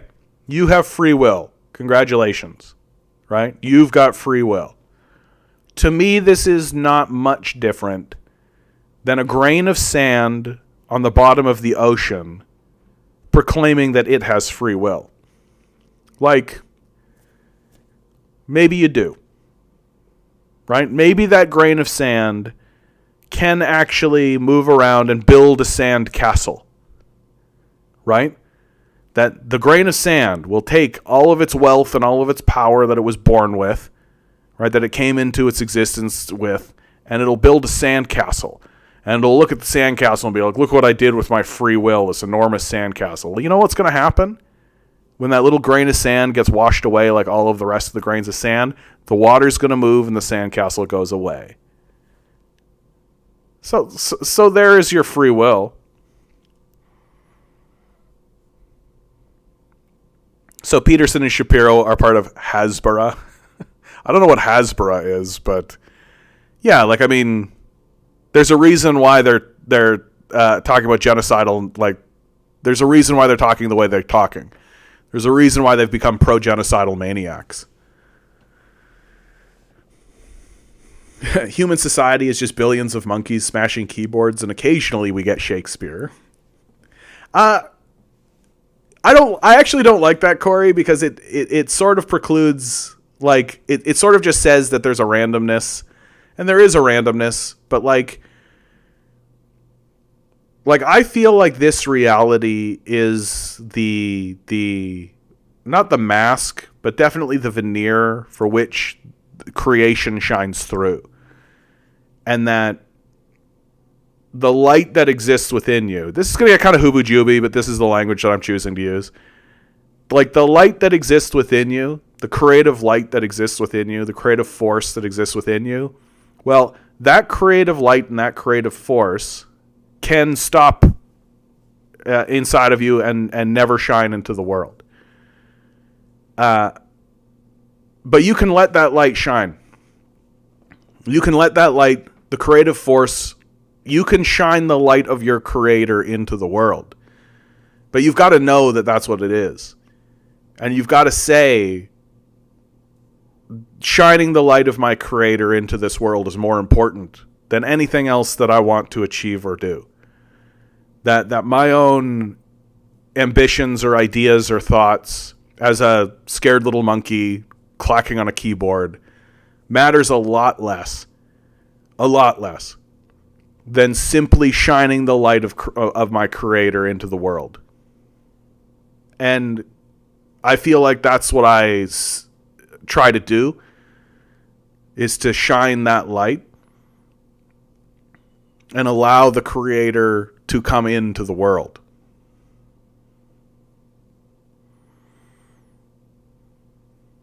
Ligand disease. Then we must dry up the ocean, so no more waves will wash away my castle. Yeah, you're getting it, Ligand disease.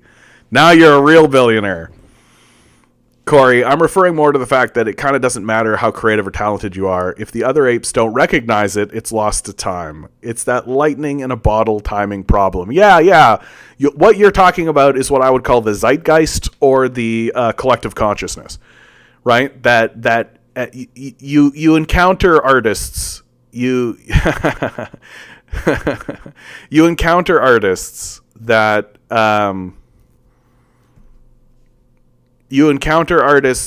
get called they were ahead of their time. That people say that of certain artists, that they were ahead of their time. That they were recognized as a genius after they died. That it was only afterwards that the society actually caught up to what it was that they were doing, and then began to recognize their greatness afterwards. That happens a lot in history and with artists. And I think that speaks to what it is you're talking about. That someone is shining the light of their creator into the world, but there's no receptors. That the rest of the society is in dumb monkey mode. The rest of the society is like, and so you're shining this light, but they're not seeing it. And they don't care to see it. And it's only after it's only after the projector of that light has moved on, has died off, is no longer capable of shining that light, that the things that light created, the afterglow, is noticed. And one of the things that I've come to think of, and one of the things that sort of gives me a bit of hope, is that, especially for my own life personally, is that sometimes I think that people can't look at the light because it shines too brightly. That it seems too difficult. It's too hard. But they can see the afterglow, and they can bear the afterglow. That maybe being around the artist, maybe seeing the artist and seeing the artist producing the art while it was happening was too much. It's too much to bear.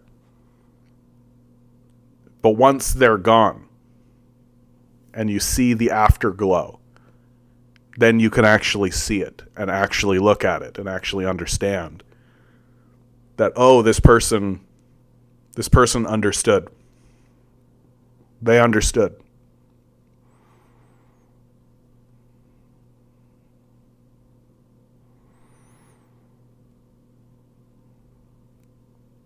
Well, with that, we've reached the end of this one, guys.